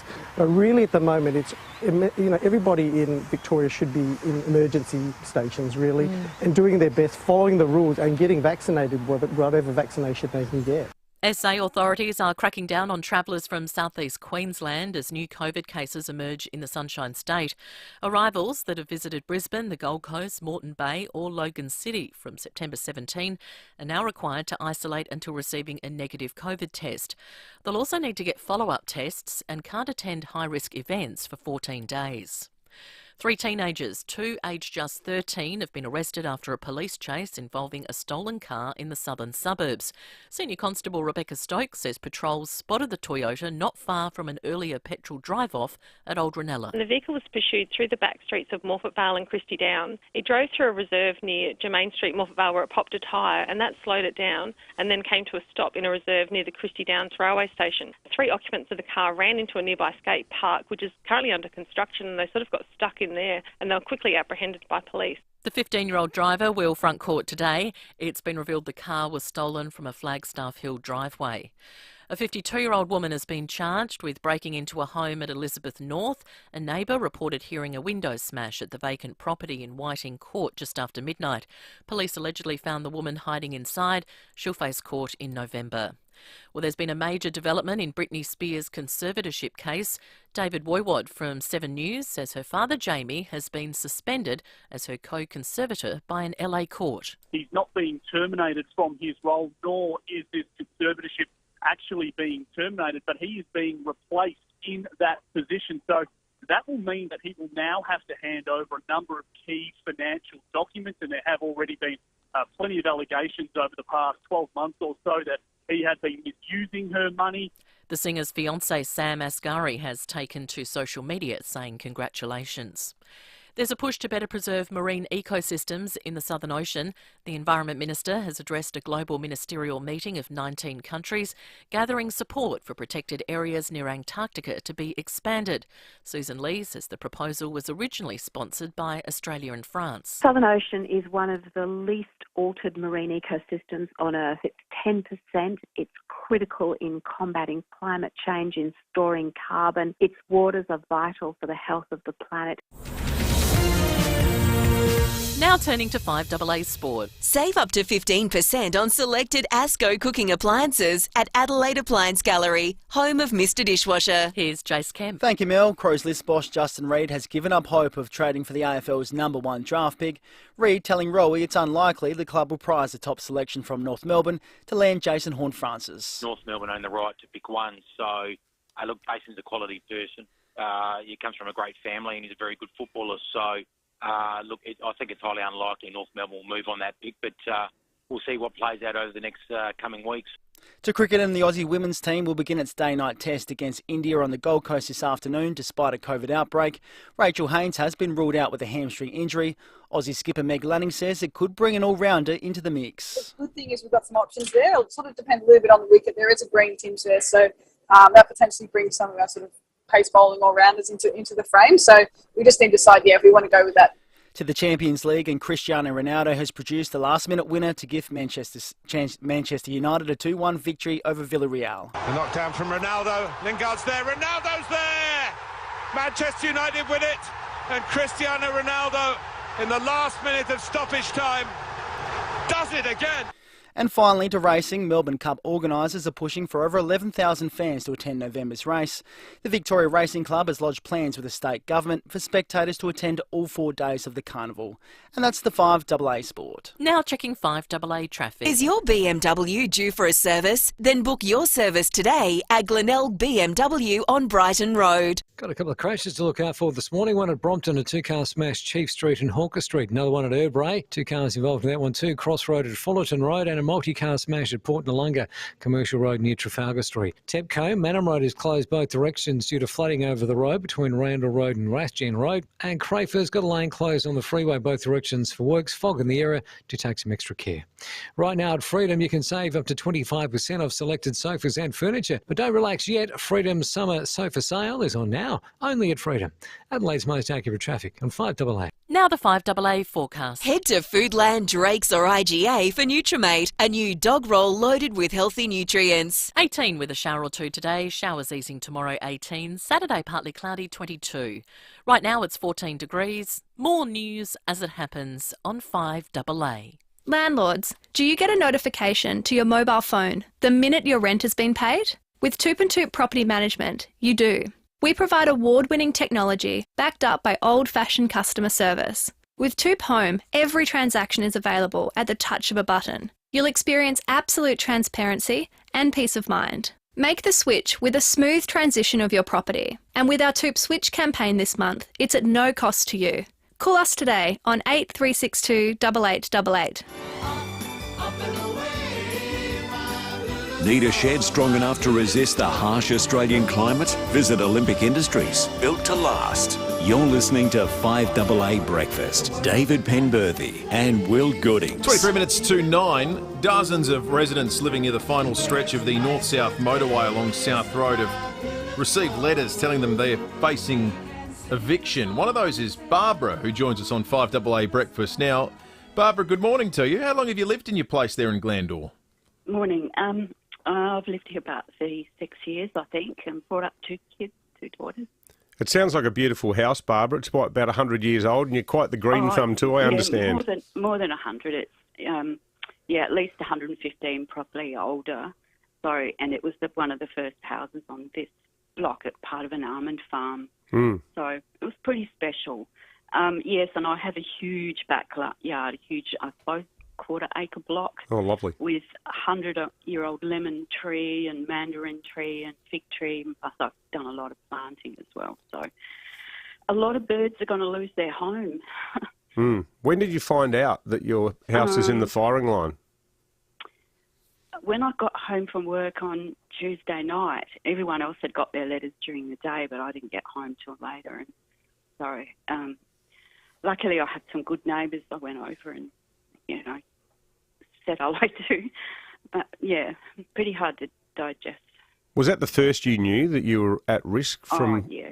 Yeah, well, I mean, we always knew it was a possibility, have to be honest, because they've talked about the South Road upgrade, but we all hoped we'd be spared, that they'd go a little bit on the other side, not just all this side, on the western side. But that's what's happened. So, and can I just say that my house is not the only one with huge backyards. These are old-style homes with houses towards the front, and there's a lot of beautiful trees and gardens that will be lost. So when you get a letter like that, Barbara, what does it actually say? What does it suggest your next steps are, or are there any next steps for you? There's a phone number to ring. There was a guy that was named who apparently I've heard is not there. Just trying to find the letter, actually. And basically it just says, it's about 3 paragraphs, says your house will be impacted. Impacted. And, impacted. That's what they say. But when I rang What's up... impacted mean? Yeah, I asked them straight out. I rang up yesterday and, yes, your house will be acquired. That's it. Did they give you any indication about compensation, or did they explain the process by which they'd work that out? There's 2 people coming to my house next week. So I have an appointment for that. So I guess they'll talk about that then. Is there a time frame that they've said that it'll all be completed in? Or there was nothing on the letter. So, yeah, obviously that's going to be the question we all want to know. Yeah, I bet. Crikey, there must have been a lot of fraud. I look at the photo in today's Advertiser of the neighbours all standing in the street. Everyone must have been totally rocked by it. What a bombshell. Yeah, it was a shock. I think we all hoped we might, they might just scrape off this one section of houses and leave half the block, but they're taking a number of whole blocks. Yeah. Unbelievable. It's big. It's very big. Barbara, we'd love to stay in touch with you on this story. Yeah. To make sure that you're being treated appropriately. Oh, thanks. Because, appreciate that. You receive a letter and say, please call this number and, your house will be impacted. I just don't like the way has started for you, frankly. I've got to think too, Barbara, as a fellow gardener and someone who's lucky to live in a place with plenty of green space, I was doing some irrigation work yesterday with a guy, and I said to him, there were no plants here when we bought this house 8 years ago, and he went, wow, he said, this is good. And I think about the amount of time I've spent out there with the kids and the amount of money I've spent going to Mitre 10 and whatever. Yep. The idea of losing it, it's like a spiritual thing, I reckon. You feel like you'd lose part of yourself. And my worm farm, I've been going for years, which has contributed to the compost. And, yeah. All that, yeah. All that. Yeah. Well, as Will said, stay in touch with us, Barbara. Yep. Thank you. That's very kind of you. Let's stay in Glandore. Michelle's on the line. Michelle, now we understand your house is not one of those being affected, but you clearly are across the issue there along the corridor where they are being acquired. Yes, that's right. All of our neighbours in our street and around us received the letter, and we didn't. But what we don't know, of course, is whether that is all the letters that are going out or whether there is still more to come. What also hasn't been announced is the reference design or the boundary. So for me, for example, we look to be right next to where all the properties are being acquired. So we may end up near a sound wall, a car park. We don't know what we will be living next to. So I think the communication has been really distressing, not just for the people that receive the letters, but for the people that are nearby, those that receive the letters, because we have had no communication either, and the whole of Glandore really should have been communicated with, because there are levels of impact of this, whether it's dust or noise or traffic management or just your house value. we're just the whole suburb really is reeling from this news. I bet. Michelle, thank you. I think we need to retire the euphemism impact too, don't we? Oh, for God's sake. I mean, if you're going to do this to people, at least pay them the respect of using actual words that mean something in the English language. The Minister for Infrastructure and Transport is Corey Wingard. Minister, good morning to you. What is the next step for people that are living in Glandore that received the letter? Yeah, for sure. Look, if I can just backtrack a little bit and just outline the process here, and I do really feel for the people in this area. Look, this is a project that's been on the table in South Australia for a number of decades. We all know about that. The Treasurer spoke about this, not the last budget, but the budget before that, outlining the two-tunnel solution we were going with because we knew that would save a number of properties. But ultimately with this project, some properties will be acquired. What we have done is, the last few months, gone out and spoken to people, door-knocked more than 600 homes in the area, had some 400 conversations. And what we were really clear we wanted to do was not scare people and go out and say you may or may not. So we wanted to wait until we had the exact footprint and then go and speak to the people that would be impacted, as you point out. So we've been doing that, and we sent the letters out late last week. And we've asked them to contact the department so they can be talked through the process. They're the ones that I feel for the most at the moment, the ones that are being directly impacted, and those conversations are being had. I think nearly 50% of people have contacted the department that have personal properties, and about a third of people with businesses have contacted the department. So they'll be talked through those processes in the next steps, and that's around the evaluation and the like. To be clear as well, these properties aren't needed until November 2023. So we wanted to make sure we had a real early conversation so we can work through how people want to do it. And people will want to do it different ways, whether they want to move earlier or stay longer. That's entirely up to them. So I think we've given a good lead time. Look, there's no good way to do this. We understand, it is impacting on people's lives, but we want to make sure that we're giving people as much time and as much notification as we can. And we also did want to do it personally. It wasn't the intent to do this through the media. We're not putting it out through the media. We're dealing with these people that are impacted one-on-one. That doesn't quite gel with what people are saying, though, does it, Minister? In what way, Dave? Well, a lot of people are saying the first they knew that their house was definitely going was when they went to the letterbox the other day. Again, and that's when we first knew, and we told them when they got the letter. They were spoken to generally, saying this is the area that's going to be impacted, this is the work that's being done. Until the engineers actually had the footprint and knew exactly where it was, we couldn't say to anyone that they were going to be definitely impacted. Now is the time that we know who's going to be definitely impacted in this area. Maybe another point to make here is... So the decision was made by someone or by you or whoever to just the final moment at which someone was going to be told that the house was definitely going to be demolished, not impacted, let's not use that bullshit word, demolished, was to pop a letter in their letterbox. So again, to go back to the process, we spoke to people and said, this is the area we're looking at. We don't know the final boundaries. We don't want to say you are if you're not. That would be, and we heard the feedback that that's what happened when the Gallipoli underpass happened. Some people were told they were, then they weren't, etc., etc. That's not what we wanted. So we spoke to the community more broadly. Once we had a defined footprint, then we sent the letters to the people that were in that defined footprint. That was the first step. That's when they were notified. There has to be a first stage of notification, and this is it. We didn't do it through the media. We went to them first, one-on-one, and gave them a contact point in the department where they can be talked through the next stages of the process. As I said, bear in mind, this is not needed until November 2023, so there's a long lead time. But yes, you're right, this is the first stage that they were to find out so they can contact someone and be talked through what happens. Has that person been there this week? Yes, the situation there, this was raised that the contact person actually had a flex day on one day, so someone else was filling in their role. So hang on. So the name on the letter telling people that the house was going to be demolished, the contact person they were meant to ring had a flex day and couldn't be contacted. On one of those days. So again, the letters went out on the Friday. I'm told from the that is department pathetic. I wasn't overly happy with that either day, but I agree with you. So what day was the flex day? I don't know, to be honest. Why don't you know? Because I don't know what day people have a flex day, David. I don't get flex days. Well, hang on.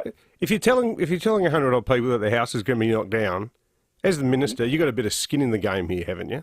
Well, surely you, as the boss, earning close to 300 grand a year have the authority and presumably the intelligence to make sure that the contact person on the little matter of, 100-year-old homes with beautiful gardens being knocked down by bulldozers, that person's actually going to be working? David, I wasn't aware the person had a flex day. Again, I wouldn't have done it that way if I had known, but That is again, hysterical. that's what it was. If I can just add to that, there was someone there in their place taking their calls. There was someone on the line speaking to the people. Like I said, and nearly 50% of people that have contacted the department through this avenue have been spoken to and have had meetings set up, and the department were out again door knocking with them. So I agree, I wouldn't have done the flex day if I had known, but I didn't know, and I apologise for that. A third of It's hilarious have been thinking back to contacted. Ian Hunter when they were busy popping letters in people's letterboxes in Mitchell Park when you guys were in opposition saying, oh, yeah, we think your house might have TCE under it. That's how people found out about that. You guys were screaming for blood over that. And this slovenly approach now happens on your watch. David, I can only talk through the process again, and we're talking about these homes being acquired in 2023. We've been out speaking to the community, like I said, 600 homes door knocked, 400 conversations in advance to say this is what we're going to do. The Treasurer, not last budget, but the budget before, outlined the hybrid model solution, that there were going to be entry points and exit points down at Tonsley. There was going to be entry and exit points at around this space here as well. So the community's known for a long period of time. We've had those conversations. We've sent the personal letters out. Again, we didn't want to do this through the media. We've sent personal letters out to engage with these people one-on-one. They got the letters either late last week or early this week, and they've had a contact point. I agree on the flex day point, but they did have someone to speak to, and they've made appointments to come and speak to them and talk them through the process. I know it's a sensitive situation. I feel for these people and these families, but this is a really big project that we need to deliver for South Australia. It's the last section of the North-South corridor, the non-stop North-South corridor. It's the biggest road transport infrastructure project the state's ever seen. It's going to generate thousands and thousands of jobs. Again, I understand and feel for the people that are involved around here where their properties will be acquired, but we do need to build this infrastructure for South Australia. Sure. And we want to make let's talk sure about the compensation to people. Let's talk about Yep. compensation to the people. So, according to CoreLogic, in the last year, housing prices have increased 17.9% in Adelaide. You mentioned that these houses won't be required until 2023. Is the assessment on the compensation made on the basis of what the price is today or what it'll be in 2023? Yep, the valuations will be done as of now, and that will be worked through. So the process to work through an evaluation is done on the properties that's put to the person involved. They then can actually get their own valuation done if they like. And But it's what it is right now. Yes. So Right. the valuations, because they can You get a choose to bargain move- then. They can, sorry? You get a bargain then. Because if they sold their house 2 years later on the basis that it's been going up nearly 20% in value every year.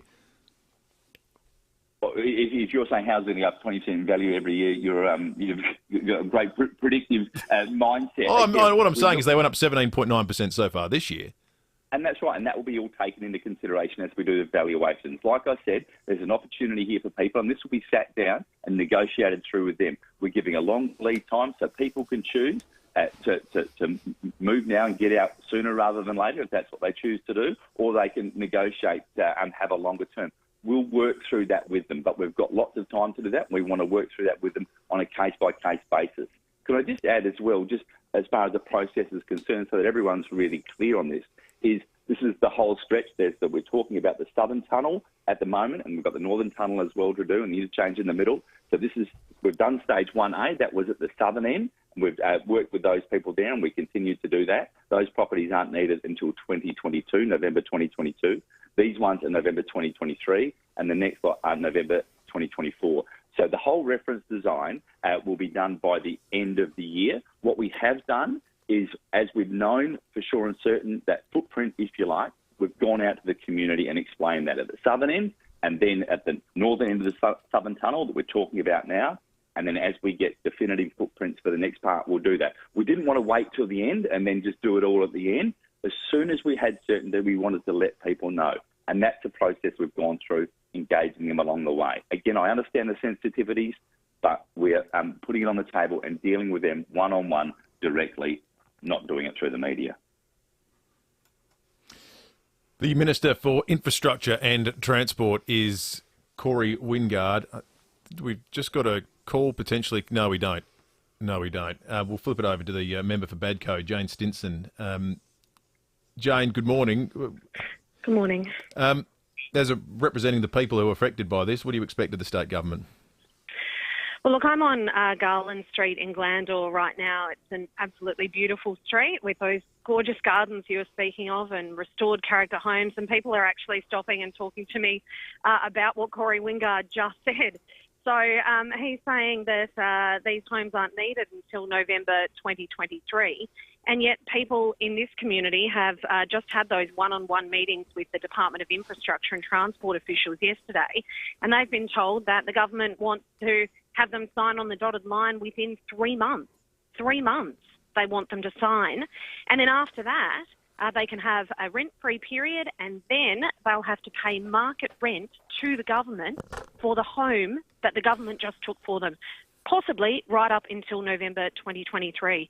So, of course, people in this area are furious about those discussions that they've had, and can't understand why they're being pushed out of their homes and told that that the government wants this all wrapped up in 3 months. And then they're just going to have to pay market rent to rent back their own home. It, of course, seems really unfair, and it comes on top of the shock that people have experienced getting a letter in the post only on Tuesday. Everyone in my area got their letter on Tuesday saying that to ring this number, and then some of them were told that their homes would be acquired and others weren't. So there's really a state of confusion and shock, and it's turning to anger here about the fact that they really feel like they're being treated really poorly by this government. Jane, thank you. Jane Stinson's the state member for Badco. Just got a text from someone saying, regarding the South Road matter, our house is to be acquired. My husband called the number in the letter on Tuesday afternoon and couldn't speak to anyone, but left details. We still haven't had a call back. I've gone quiet for the last 2 minutes because I'm finding it really hard not to swear. The idea that some pen pusher takes a flex day when people are being told, I'm not a public service basher. My dad spent his entire life working in public health. I think public servants get a raw deal. But that flex day thing and the minister's utterly hapless inability to address it. And Corey, I'll break up with you on air, mate. Don't ping me a text. We're not having another coffee. You do your job, I'll do mine. I'm not going to waste my life having my ear, watted in about what's happening behind the scenes. That was a bloody disgrace. And that is why people say negative things about the public service all the time. A flex day in the middle of this. What a joke. Don't just get a forklift. Get a Toyota forklift. When you need a forklift, don't just get a forklift. Get a Toyota forklift. Get the world's #1 forklift brand. Get legendary Toyota reliability. Get world-leading safety. And get it from toyotamaterialhandling.com.au. Get the Toyota Forklift Advantage for sales, service and hire. Get a Toyota forklift. Overwhelming are the feelings of grief and loss.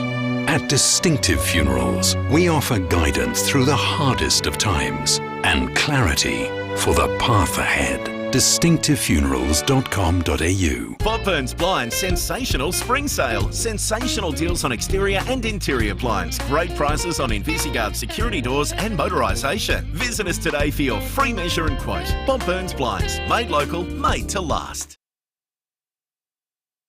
Now, tickets are on sale now for the 3rd annual Southern Cross Care Age Well Expo on Tuesday the 5th of October at the Adelaide Sailing Club, West Beach. Now, this is going to be big, sponsored by Ada Care and HUR Australia. This engaging and entertaining expo will be held during Active Ageing Week. It offers the opportunity to connect with like-minded people. You'll also hear from a range of amazing guest speakers and experts on topics such as fitness and strength, healthy eating and cooking, along with promoting positive wellbeing and lifestyles. The Age Well Expo will run from 9:30am to 3:30pm with a range of stall holders, live entertainment and a delicious morning tea and lunch, all included in the ticket price. So to buy tickets and to learn more about the Southern Cross Care Age Well Expo on Tuesday the 5th of October at the Adelaide Sailing Club, West Beach, just visit southerncrosscare.com.au or call Southern Cross Care on 1800 852 772.